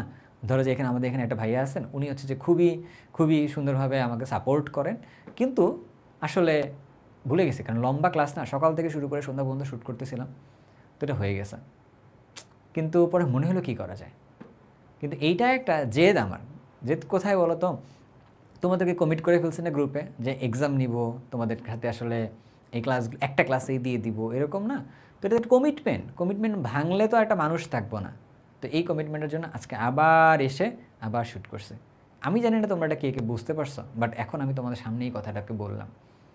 বাট চেষ্টা করছি আমার জায়গার থেকে সর্বোচ্চ পর্যায়ের প্রস্তুতি নেওয়ার জন্য, ঠিক আছে। আমি জানি না এরকম ভিডিও কোথাও আছে কি না বা কী করছে, আমার জানা নাই, আমি না সেটা ঘাটাঘাটি করে দেখি নেই। আমার মনে হয়েছে আমি আমার জায়গার থেকে তোমাদেরকে কিছু ভ্যালু প্রোভাইড করবো, অ্যান্ড আমি সেটা করছি। সো তোমাদের কেমন লাগলো, তোমাদের কতটুকু হেল্প হইলো, তোমরা কমেন্টে জানাইতে পারো। পাশাপাশি আর 2টা কথা মাত্র বলে শেষ করব। এই চ্যাপ্টার থেকে আমাদের পরীক্ষায় সিকিউ থাকবে কয়টা জানো তো? 3টা সিকিউ থাকবে। এখান থেকে আমাদের এমসিকিউ থাকবে প্রায় 8টা বা 9টার মতো এমসিকিউ থাকবে, ধরো 9 প্লাস 8 প্লাস, তাহলে 3 × 30 আর 9 39। মোটামুটি ভাইয়া একটা কনফিডেন্স রাখতে চাই তুমি এখান থেকে যেন 30 মার্ক পাও, যা পড়াইছি একটা ভিডিও থেকে। সো এই পরিমাণ কনফিডেন্সটুকু আমি রাখতে চাইতেছি। বাট এইটা আমি রাখলে তো লাভ নেই, এইটা পুরোটাকে নিতে চাইবে কে? তোমাকে নিতে হবে আর কি। সো আমি চাইবো তুমি এই জায়গায় নিজে একটু দায়িত্ববান হয়ে তুমি কাজটাকে কমপ্লিট করবা। ব্যাপারটা বুঝতে পারছি? Okay, last but not the least কথা, 0 অনেক সুন্দর একটা নাম্বার, 0 সুন্দর একটা নাম্বার। কিন্তু যদি তোমার কিছু থাকে, ধরো এই ভিডিও দেখা, ধরো তুমি অনলাইনে অনেক সুন্দর অনেক ভাইয়া বা স্যারদের ক্লাস করা, সবগুলোই 0। বাট কখন 0 জানো? যখন ইউ হ্যাভ সামথিং।